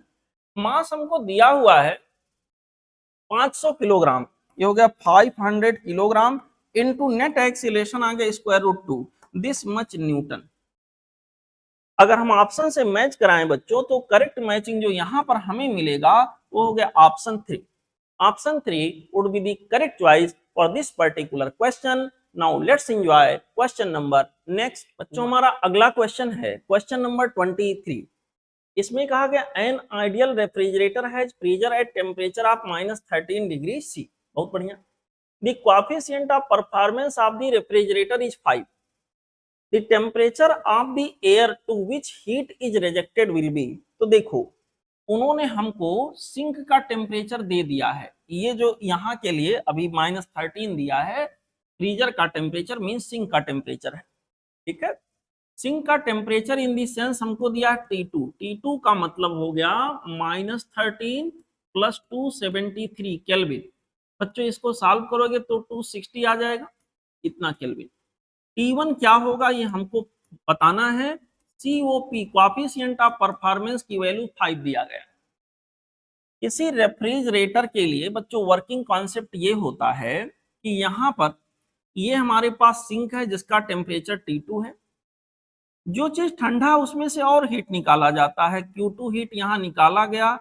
ऐसा पॉसिबल हो पाता हीट पंप पर इलेक्ट्रिसिटी के द्वारा किए गए वर्क डन के द्वारा।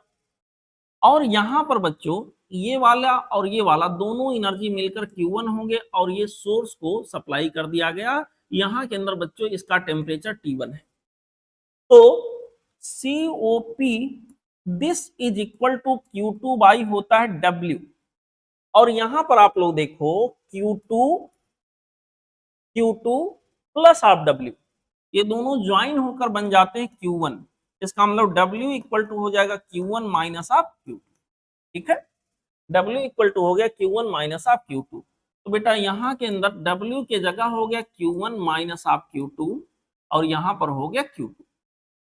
देखें बच्चों, अगर इसी को COP इसी को हम लोग टेम्परेचर से रिप्लेस करेंगे, बाकी चीजें कैंसिल आउट हो जाती हैं, तो हो जाएगा T2 divided by T1 minus of T2। Coefficient of performance के जगह पर हमको उन्होंने दिया है 5, ठीक है बेटा, 5 दिया है। तो यहां पर क्या आ गया T2 equal to 5 times of T1 minus यहाँ के अंदर हो जाएगा 5 टाइम्स ऑफ T2, ओके। अब यहां पर ये वाला पूरा इधर उठा के ले आए तो हो जाएगा 6 times of T2 equal to 5 times of T1, okay, ठीक है बच्चों। अब हमको बताना क्या, हमको बताना T1। T1 की वैल्यू बेटा हमारे पास हो गया 6/5 टाइम्स ऑफ T2। T2 को हमको दिया गया 260 केल्विन, ठीक है। इसको सॉल्व करें तो हो जाएगा 52 इंटू 6।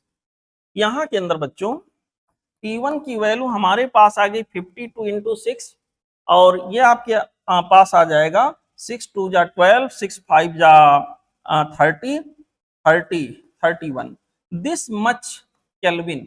लेकिन हमारा आंसर केल्विन में तो एक ऑप्शन है जो कि मैच नहीं कर रहा, डिग्री सी में निकालना होगा। केल्विन को डिग्री सी में बनाना है तो बेटा आप एक काम करो, 312 जो आया हुआ है उसमें से 273 को माइनस कर दो। 273 को माइनस करोगे आपका आंसर मिलेगा 39 डिग्री सी। तो यहां के लिए जो मैचिंग ऑप्शन होगा वो होगा बेटा ऑप्शन 3, ओके, ठीक है। This is the solution for the question number 23। Now let's enjoy question number next 1। देखें अगला सवाल, क्वेश्चन नंबर 24। करिए gas specimen in one vessel is expanded isothermally to double its volume. किसी कंटेनर में बेटा किसी वेसल के अंदर कोई गैस है, उसको एक्सपेंड किया जा रहा है आइसोथर्मल प्रोसेस के थ्रू कि उसका वॉल्यूम डबल हो जाए। Similar specimen in second vessel is expanded adiabatically to same extent, मतलब उसका भी वॉल्यूम डबल किया गया लेकिन एडियाबेटिक प्रोसेस रखा गया। तो हमसे कहा गया है, देखो बेटा अगर इस पर एक ग्राफ बनाया जाए, ग्राफ से ही मामला स्पष्ट होगा। यहां पर बच्चों इसका सलूशन देखते हैं। कहानी कुछ ऐसे है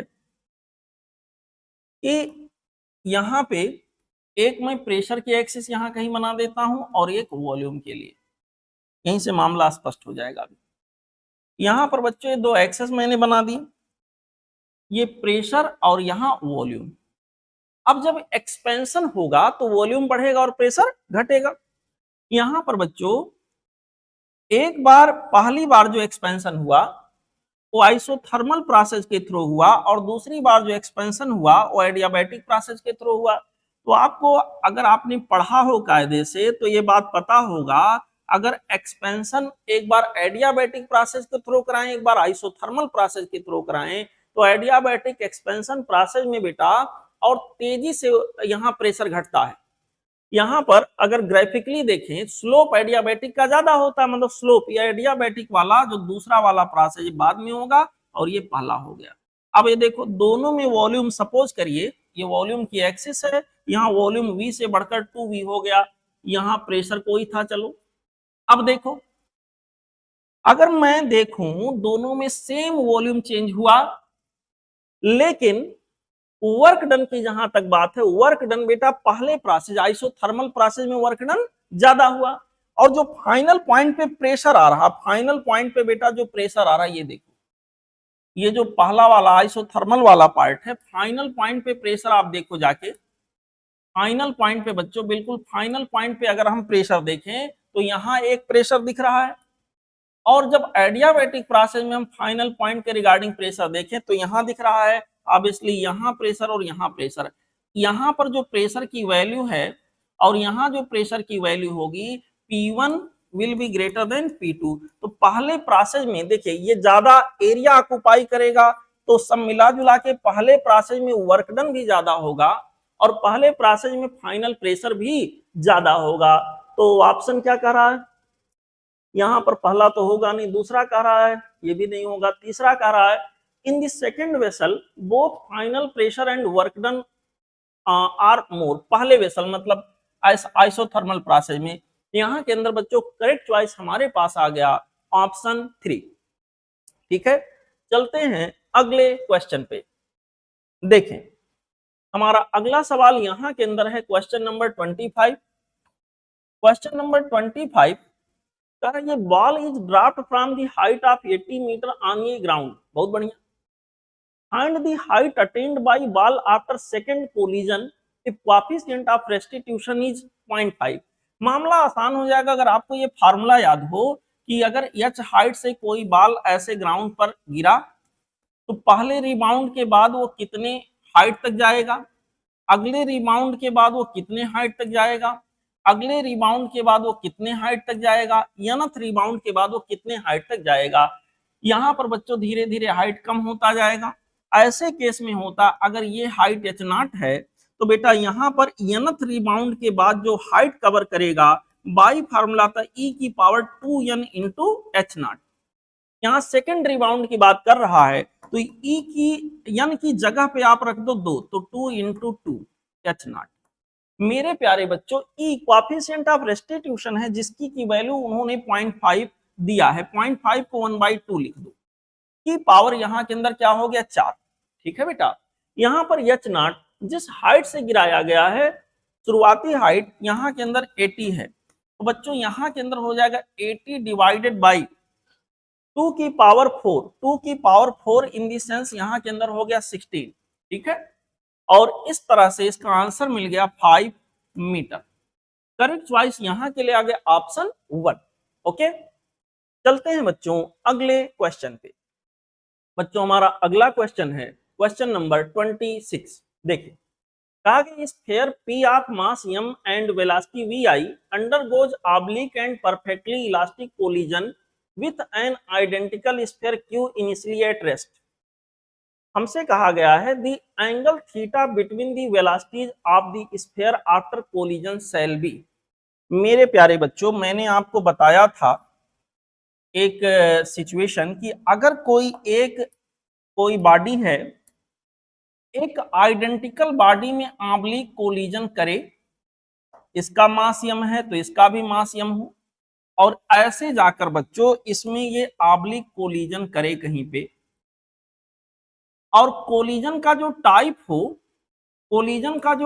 हो वो इलास्टिक हो, ऑब्लिक कोलिजन हो और इलास्टिक कोलिजन हो, दोनों बॉडी का मास बराबर हो और सेकंड बॉडी यहाँ रेस्ट में रहा हो, तो बच्चों ऐसे केस में कोलिजन होने के बाद दोनों बॉडी के वेलोसिटी या डायरेक्शन ऑफ मोशन के बीच में जो ओवरऑल एंगल आता है वो 90 डिग्री आता है। सुन लीजिए ध्यान से, अगर बच्चों आपने पढ़ा है फिर से ताजा कर लीजिए, अगर दो बॉडी के बीच ऑब्लिक कोलिजन हो, दोनों का मास बराबर हो, कोलिजन का टाइप यहाँ इलास्टिक हो और दूसरी बॉडी कोलिजन के समय रेस्ट में रही हो, कोलिजन से पहले रेस्ट में रही हो, तो कोलिजन के बाद दोनों बॉडी के वेलोसिटी या उनके डायरेक्शन ऑफ मोशन के बीच में जो एंगल होता है वो 90 डिग्री आता है। वेल नोन फैक्ट है बच्चों, इसको सॉल्व करके भी लाया जा सकता है लेकिन जरूरत नहीं है। इसके लिए करेक्ट चॉइस हो गया ऑप्शन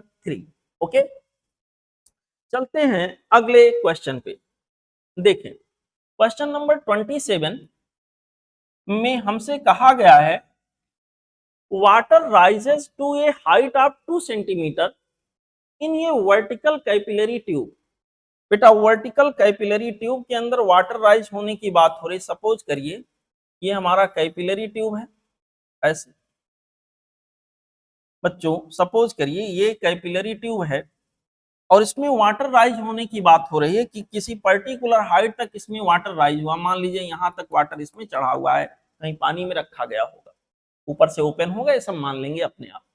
मेरे प्यारे बच्चों यहाँ पे क्या होगा, जब इसको कहा गया if the tube is tilted 30 degree from the horizontal, अगर हॉरिजॉन्टल से इसको 30 डिग्री टिल्ट कर दिया जाए, मतलब ये ऐसे है और इसको टिल्ट करके यहां पर बच्चों ऐसे 30 डिग्री हॉरिजॉन्टल से टिल्ट कर दिया जाए, समझिएगा ध्यान से, इस अवस्था में रख दिया जाए, तो ऐसे केस में मैंने आपको ये समझाया है कि अगर बच्चों हॉरिजॉन्टल से मतलब कुछ वर्टिकल से कुछ एंगल पर इसको झुका दिया जाए तो जो वर्टिकल हाइट यहाँ राइज होता है, जो वर्टिकल हाइट बच्चों यहाँ के अंदर राइज होता है, इस वर्टिकल हाइट ऑफ राइज में कोई अंतर नहीं होता है।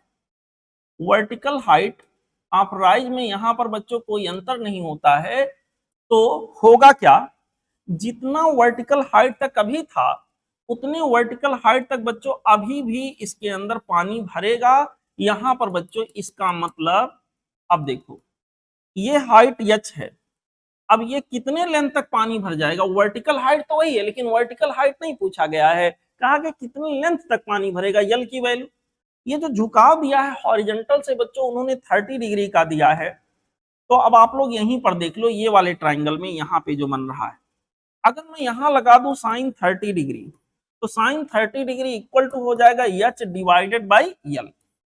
तो यल की वैल्यू बेटा यहाँ के अंदर हमारे पास आ जाएगा h divided by sine 30 degree.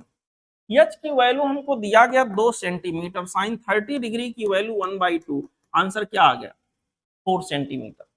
इसका मतलब यहाँ के लिए जो करेक्ट चॉइस हमारे पास आ गया हो गया बच्चों ऑप्शन 1। ओके, चलते हैं अगले क्वेश्चन पे। देखें हमारा अगला सवाल यहाँ के अंदर है क्वेश्चन नंबर 28। क्वेश्चन नंबर 28 में कहा गया है coefficient of volume expansion of liquid is this. ये देखिए आपको गामा दे दिया। Okay, calculate fractional change in density when temperature is raised bye 30 degree. मेरे प्यारे बच्चों आप लोग देखो, डेंसिटी का मतलब होता मास अपॉन वॉल्यूम। वॉल्यूम की वैल्यू किसी टेम्परेचर पर हो जाएगा V0, V इनिशियल, यहाँ के अंदर होता है बेटा 1 plus gamma into delta theta. ठीक है, मास अपॉन V0, इसको हम लोग लिखेंगे D0 इनिशियल डेंसिटी, और यहाँ पर हमारे पास इसको ऊपर लेके जाएंगे 1 plus gamma into delta theta की पावर क्या हो गया -1, और इस तरह से D की वैल्यू हमारे पास हो जाएगा D0 1 minus of gamma into delta theta, ऐसे कुछ आ गया। ये बेटा बाइनॉमियल एक्सपेंशन मैंने लगाया, तो यहाँ के अंदर क्या होगा, देखिए D इक्वल टू हो गया D0 minus of D0 gamma into delta theta. बेटा यहाँ के अंदर हमारे पास हो जाएगा D minus D0 by D0, D minus D0 by D0 equal to minus gamma into delta theta. ये कहलाएगा फ्रैक्शनल चेंज इन डेंसिटी। ठीक है, टेम्परेचर बढ़ाएंगे तो डेंसिटी कम होगी, इसलिए निगेटिव आ रहा है। Fractional change in density delta D by D0, this will be equal to numerically बच्चों माइनस में माइनस लिखो ना लिखो, चलो लिख देते हैं, गामा इंटू डेल्टा थीटा। यही हमसे पूछा है। अगर आपको डायरेक्ट फार्मूला याद है तो डायरेक्ट लगा सकते हो, इतना सा बवाल करने की जरूरत नहीं है।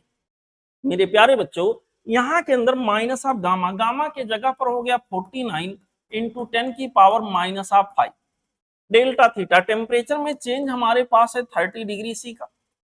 ठीक है, इसको सॉल्व कर लो।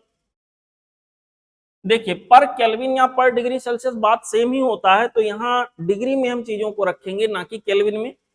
यहाँ के अंदर बच्चों इसको हम लोग सॉल्व करेंगे तो ये हो जाएगा -49 इंटू 3 इंटू 10 की पावर -4।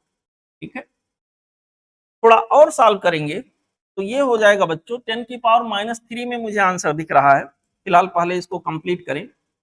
ये हो गया 7, यहां पर दिस मच इंटू 10 की पावर -4 और ऑप्शन से मैच कराएं तो उस फॉर्मेट में अगर लेके आएंगे तो -1.47 इंटू 10 की पावर -2 इसको लिख सकते हैं दिस मच। ये डेंसिटी में होने वाला फ्रैक्शनल चेंज है। ऑप्शन यहाँ के अंदर हो गया बेटा ऑप्शन 3। ठीक है, माइनस साइन यहाँ पर ये डिनोट कर रहा है कि अगर हम टेम्परेचर बढ़ाएंगे तो डेंसिटी क्या होगी, डिक्रीज होगी। ठीक, चलते हैं अगले क्वेश्चन पे। यहां पर बच्चों हमारा अगला सवाल जीना डायोड से है। देखें ये डायग्राम मेरे सामने है। कहा गया Zener diode having breakdown voltage equal to 10 volt. इसका ब्रेकडाउन वोल्टेज बेटा यहाँ लिखा है, ब्लर हो रहा थोड़ा, हो सकता है ना दिखे। यहाँ ब्रेकडाउन वोल्टेज अगर 10 वोल्ट है, is used in voltage regulator circuit as shown in the figure. Current flowing through the diode, diode से कितना करंट फ्लो होगा। तो देखो बेटा यहाँ पर प्लस लिखा है, यहाँ माइनस लिखा है, यहाँ पर रिवर्स बायसिंग में है। जेनर ब्रेकडाउन वोल्टेज से ज्यादा वोल्टेज यहाँ लगाया गया है, प्रॉपर सर्किट यहाँ मेंटेन है। ओके, अब क्या होगा, ये 10 वोल्ट ही लेगा तो ये भी 10 वोल्ट ही पाएगा क्योंकि इसके पैरेलल में है ये। ओके, 10 वोल्ट 15 आपने अप्लाई किया और ये 10 वोल्ट ले लिया तो ये भाई साहब कितना पाएंगे, ये पाएंगे 5 वोल्ट। अब यहां से मान लो करंट हमारे पास आई जा रहा है, इसका कुछ हिस्सा यहाँ पे चला जाएगा, सपोज I1 हो गया, और यहाँ पे कुछ हिस्सा चला जाएगा IZ, जेनर में करंट चला जाएगा IZ। हमसे पूछा करंट फ्लोइंग थ्रू डायोड, तो सबसे पहले मेन करंट को निकालते हैं। सबसे पहले बच्चों मेन करंट को हम लोग निकालेंगे। यहाँ पे 200 ओम में फ्लो होने वाला करंट, I की वैल्यू हो जाएगी पोटेंशियल डिफरेंस जो कि 5 वोल्ट का है, डिवाइडेड बाई R। R की वैल्यू बेटा यहाँ के अंदर 200 है, 200 वोल्ट 200 ओम। ठीक है, इसको हम लोग थोड़ा और मैनेज करें, इसको लिख सकते हैं 50 divided by 2000 this much ampere, this much ampere.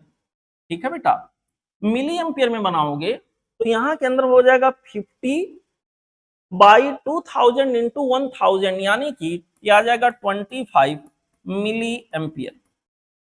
ये आई आ गया। अब देखो यहाँ पे अगर I1 करंट है तो यहाँ इनका पोटेंशियल डिफरेंस 10 वोल्ट है और रेजिस्टेंस 1 किलो ओम है, तो I1 की वैल्यू मैं निकालूंगा potential difference divided by resistance 1 kilo ohm, 1000 ओम हो गए, 1000 ओम हो गया।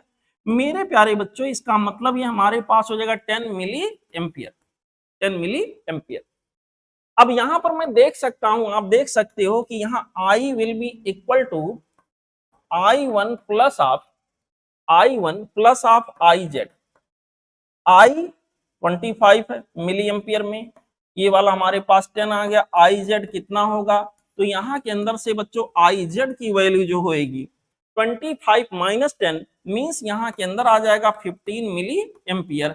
यहाँ पे जो आंसर आ गया वो हो गया बच्चों 15 मिली एम्पियर, ऑप्शन 3। ओके, ठीक है बच्चों, चलते हैं अगले क्वेश्चन पे। यहां पे हमारा अगला सवाल है, करा दी माफ करिएगा, दी apparent depth of needle laying on the bottom of the tank which is filled with water of refractive index 1.33 is to a height of 12.5 centimeter is measured by microscope to be this। यहां पर बच्चों ऐसे कोई container रहा होगा, इसके अंदर ऐसे पानी वानी कुछ भरा है। ओके, यहां पर कोई नीडल उडिल रखा है ऐसे, यहां पर बच्चों इसके अंदर कोई निडल रखा है इसके बॉटम पे। यहाँ इस निडल को देखने के लिए माइक्रोस्कोप का सहारा लेते हैं। यहाँ कोई माइक्रोस्कोप वगैरह लगाया गया है, इससे हम देख रहे हैं कि भैया ये निडल कहाँ पे है। ठीक है, तो पता चला कि अपैरेंट डेप्थ जो इसका मालूम हो रहा है शुरुआत में जब इसके अंदर पानी भरा हुआ है तो अपैरेंट डेप्थ यहाँ पर मालूम पड़ रहा 9.4 सेंटीमीटर। जब वाटर को हटाकर कोई और यहाँ पर लिक्विड डाला गया जिसका रेफ्रैक्टिव इंडेक्स 1.5 था, तो क्या होगा, what distance would the microscope have to be moved to focus on the needle? पहले जो शिफ्ट था वो तो था ही 9.4 सेंटीमीटर अपीयरेंट डेप्थ मालूम पड़ रहा था। ठीक है बेटा, बाद में जो शिफ्ट होगा वो कितना होगा, शिफ्ट बाद में मैं निकाल लेता हूं अपीयरेंट डेप्थ, अपीयरेंट डेप्थ फाइनल वाला। अपीयरेंट डेप्थ की वैल्यू हो जाएगी रियल डेप्थ, जो कि रियल डेप्थ हमारा इतना है, ये देखिए 12.5 डिवाइडेड बाई म्यू। बाद में जो लिक्विड डाला गया उसका रेफ्रैक्टिव इंडेक्स कितना बेटा 1.5 का है, 1.5। ठीक है, इसका मतलब ये हो गया 125, 125 डिवाइडेड बाई 50। ठीक, मेरे प्यारे बच्चों यहां के अंदर इसको हम लोग सॉल्व करके इसका आंसर निकाले तो यहां के अंदर आ जाएगा 8.3। ठीक है, यहां के अंदर 8.3 के 8.3 सेंटीमीटर इसका आंसर आ जाएगा। करके देखो 15 8 जा 120। ठीक है, 8.3 आ गया लगभग में।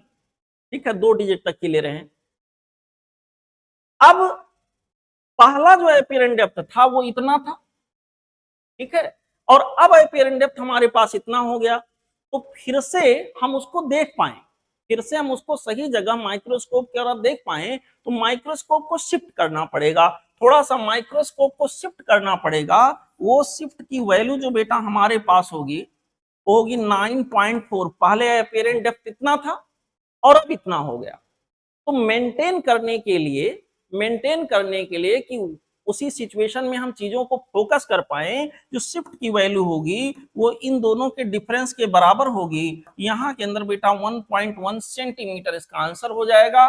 करेक्ट चॉइस हो गया ऑप्शन 1। ओके, चलते हैं बच्चों अगले क्वेश्चन पे। देखें, अगला सवाल हमारे पास यहां पे आ गया क्वेश्चन नंबर 31। क्वेश्चन नंबर 31 बच्चों देखते हैं क्या है। ये इसको मैं थोड़ा जूम करूं, ये वाला जो डायग्राम है देख,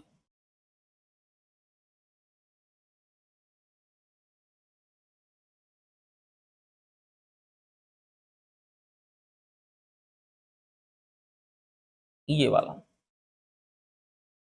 ये हो सकता है आपको वीडियो में बहुत क्लियर ना दिखे क्योंकि ब्लर है थोड़ा सा, आप लोग अपने पेपर में देख लीजिएगा। देखिए, यहां पे बच्चों हमसे पूछा गया है कि रीडिंग क्या होगा, find out value in the above vernier callipers observation, मतलब रीडिंग पूछा गया है।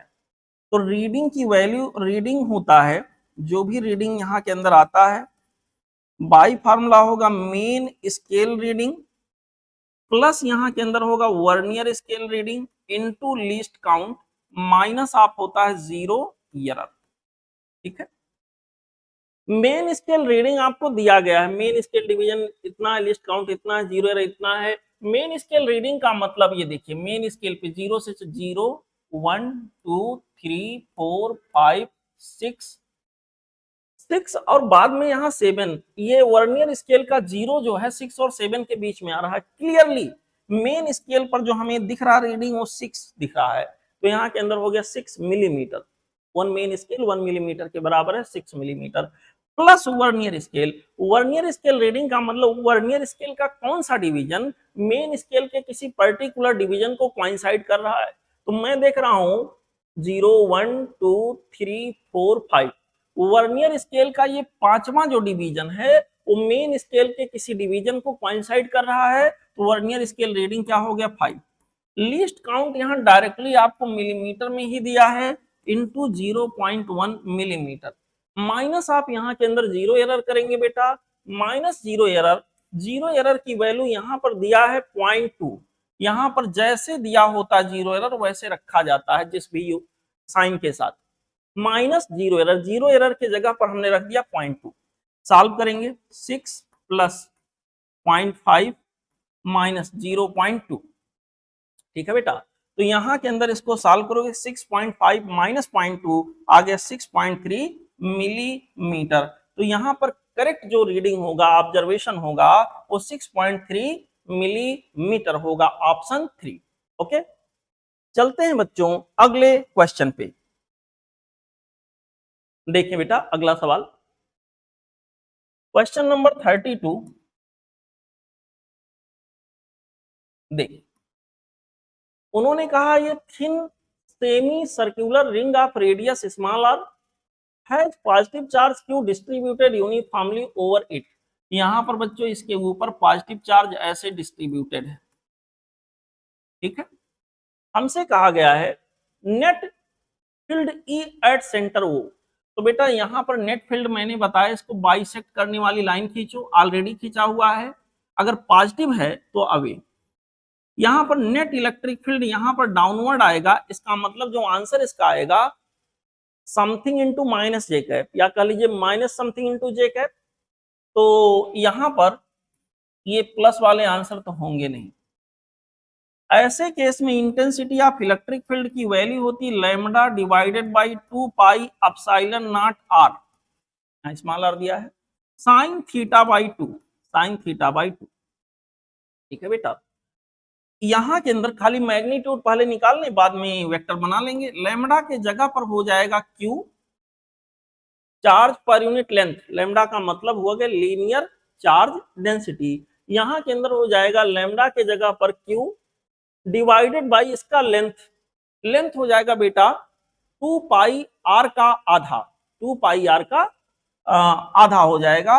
यहां के अंदर बच्चों 2 पाई आर पहले से है, lambda divided by pi r, तो यहाँ के अंदर बच्चों 2 पाई पहले से एक पाई और आएगा, पाई स्क्वायर हो गया, एप्सिलॉन नॉट पहले से है, एक आर और आएगा, यहाँ आर का स्क्वायर हो गया, साइन थीटा बाई 2।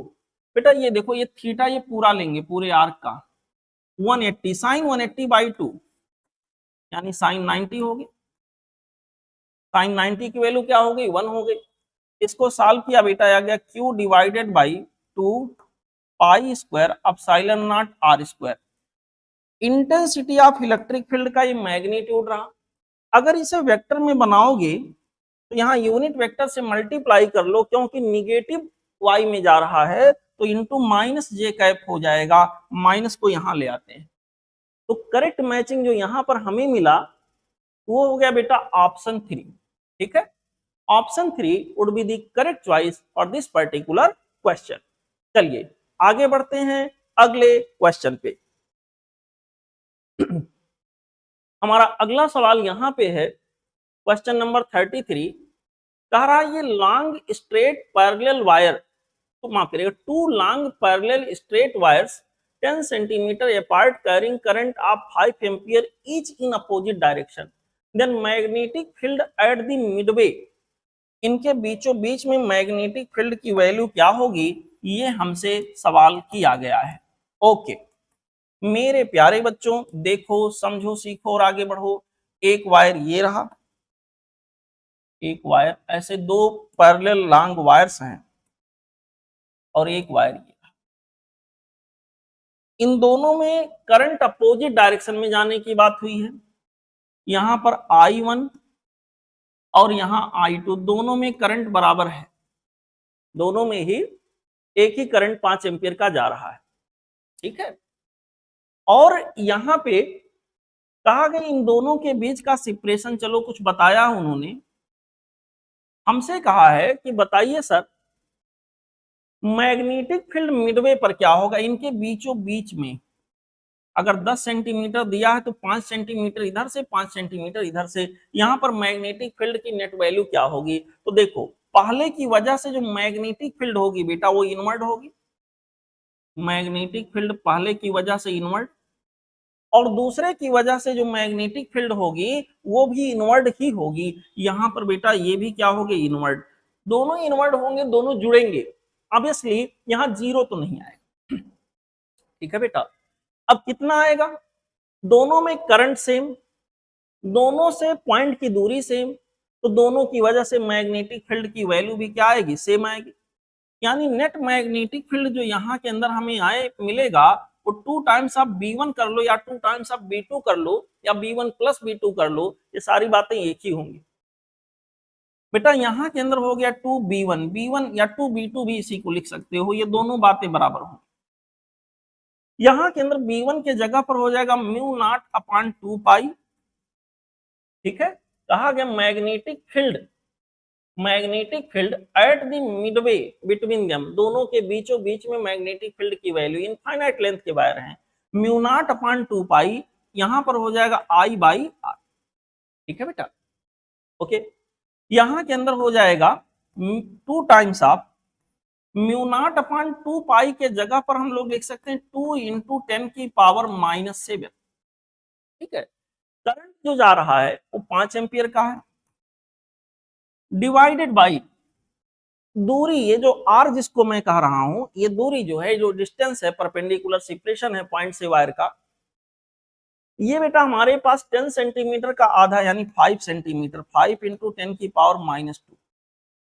सॉल्व कर लो, 5 से 5 कैंसिल हो गया, यहां के अंदर आ गया 4 इंटू 10 की पावर -5, 4 इंटू 10 की पावर -5 टेस्ला हो जाएगा। ऑप्शन आ गया ऑप्शन 3।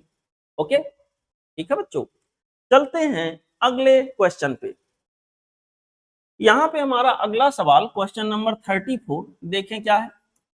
क्वेश्चन नंबर 34 में कहा गया है two polaroids are kept crossed to each other. Crossed का मतलब दोनों के ट्रांसमिशन एक्सिस के बीच में एंगल 90 डिग्री रहा होगा। Okay, now one of them is rotated through an angle 45 degree, उसमें से एक को 45 रोटेट कर दिया गया, तो दोनों के ट्रांसमिशन एक्सिस के बीच में एंगल अब 45 पहले 90 पे थे, 45 रोटेट कर दिया, तो दोनों के ट्रांसमिशन एक्सिस के बीच में जो एंगल बना वो बेटा 45 का बना। Now the percentage of incident unpolarised light transmitted through the system.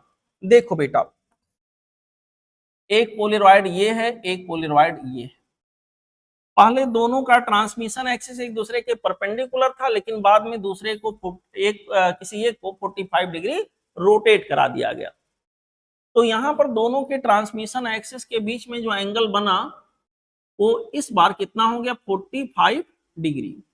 ठीक है बेटा, यहां पे अनपोलराइज्ड लाइट गई, अनपोलराइज्ड लाइट इसके अंदर बच्चों में भेज रहा हूं, यहां पर सपोज करिए अनपोलराइज्ड लाइट ये एंट्री ले रहा है, अनपोलराइज्ड लाइट ऐसे, अगर इसका इंटेंसिटी आई नॉट रहा हो, तो जब एक पोलराइड से गुजरेगा तो इसकी इंटेंसिटी हाफ हो जाएगी, पोलराइज तो ये हो जाएगा और इसकी इंटेंसिटी आई नॉट बाई क्या हो जाएगा 2। तो यहाँ पर जो फाइनल इंटेंसिटी हमें मिलेगा वो यहाँ पर क्या होगा, अगर निकालने की कोशिश करें तो इसके लिए हमें लगाना पड़ेगा माइनस लॉ। ये कहा था I equal to I initial या आई नॉट कह लीजिए कॉस स्क्वायर थीटा। ठीक है बेटा, आई यहाँ का आई नॉट इसके पहले का जो भी है, ये तो फार्मूला मैंने लिखा, बट आई नॉट के जगह पर वास्तव में क्या है, आई नॉट बाई क्या है 2। ठीक है, this equal to this into cos square theta, this means I, this means यहां के अंदर I naught by 2 cos square theta, यहां के अंदर हो गया कॉस स्क्वायर 45 डिग्री। तो बच्चों इस तरह से आई इक्वल टू हो गया आई नॉट बाई 4, cos 45 की value 1 by square root 2, square करेंगे 1 बाई 2, यहाँ हो गया आई नॉट बाई 4। इसका मतलब बेटा I divided by I naught equal to 1 by 4। Percentage में देखेंगे तो I divided by I naught का कितना परसेंट आई है, शुरुआती का अनपोलराइड के कंपेरिजन में कितना परसेंट ये है, आई अपॉन आई नॉट इंटू 100 कर लीजिए, 1 बाई 4 इंटू 100 हो जाएगा बच्चों, आपका आंसर आ जाएगा 25% ऑप्शन 2। ठीक है, ओके बेटा, चलते हैं अगले क्वेश्चन पे। यहां पर हमारा अगला सवाल क्वेश्चन नंबर 35 है। ये देखें, गेट से रिलेटेड सवाल है। यहाँ पे x और y दो इनपुट है, यहाँ पर एक इनपुट है, यहाँ नॉर गेट लगा हुआ है, यहाँ एंड गेट लगा हुआ है। बच्चों समझो, which of the following case we will obtain an output 1। तो देखो, अगर यहाँ x है, यहाँ y है, तो यहाँ बनेगा हमारे पास x प्लस y का कॉम्प्लीमेंट। यहाँ पर z है, तो यहाँ पर हमारे पास फाइनल आउटपुट जो आएगा वो बनेगा x प्लस वाई का होल कॉम्प्लीमेंट, और यहां पर डॉट लगाएंगे, z हो जाएगा, एंड ऑपरेशन हुआ। उसने हमसे कहा 1 कब मिलेगा, आउटपुट 1 कब मिलेगा। थोड़ा इसको सॉल्व करो बेटा। इसके लिए हम डिमार्गन्स थ्योरम लगाएंगे, तो रहेगा x complement dot y complement, और यहाँ डॉट z पहले से है। यहाँ 1 मिले, इसके लिए जरूरी ये है कि ये तीनों ही 1 1 1 हो, यानी x अगर हमें 1 मिलना है तो यहाँ x कॉम्प्लीमेंट इक्वल टू 1 होना चाहिए। मींस x की वैल्यू यहाँ के अंदर क्या आनी चाहिए, 0, लो लॉजिक पे होना चाहिए। अगर हमें यहाँ 1 लाना है तो y कॉम्प्लीमेंट भी 1 के इक्वल होना चाहिए, यानी y की वैल्यू क्या होनी चाहिए, 0। अगर हमें यहाँ 1 लाना है तो z की वैल्यू भी क्या होनी चाहिए, 1 होनी चाहिए। तो x की वैल्यू 0, वैल्यू का मतलब लॉजिक से यहाँ है 0 लॉजिक पे x होना चाहिए, और यहाँ पर y हमारा 0 लॉजिक पे होना चाहिए, z यहाँ बच्चों हाई लॉजिक पे यानी 1 पे होना चाहिए। तो आंसर हो गया 0 0 1, ऑप्शन आ गया 4। ठीक है, ये था बच्चों सेक्शन ए का सलूशन। अब हम लोग आगे बढ़ेंगे सेक्शन बी के।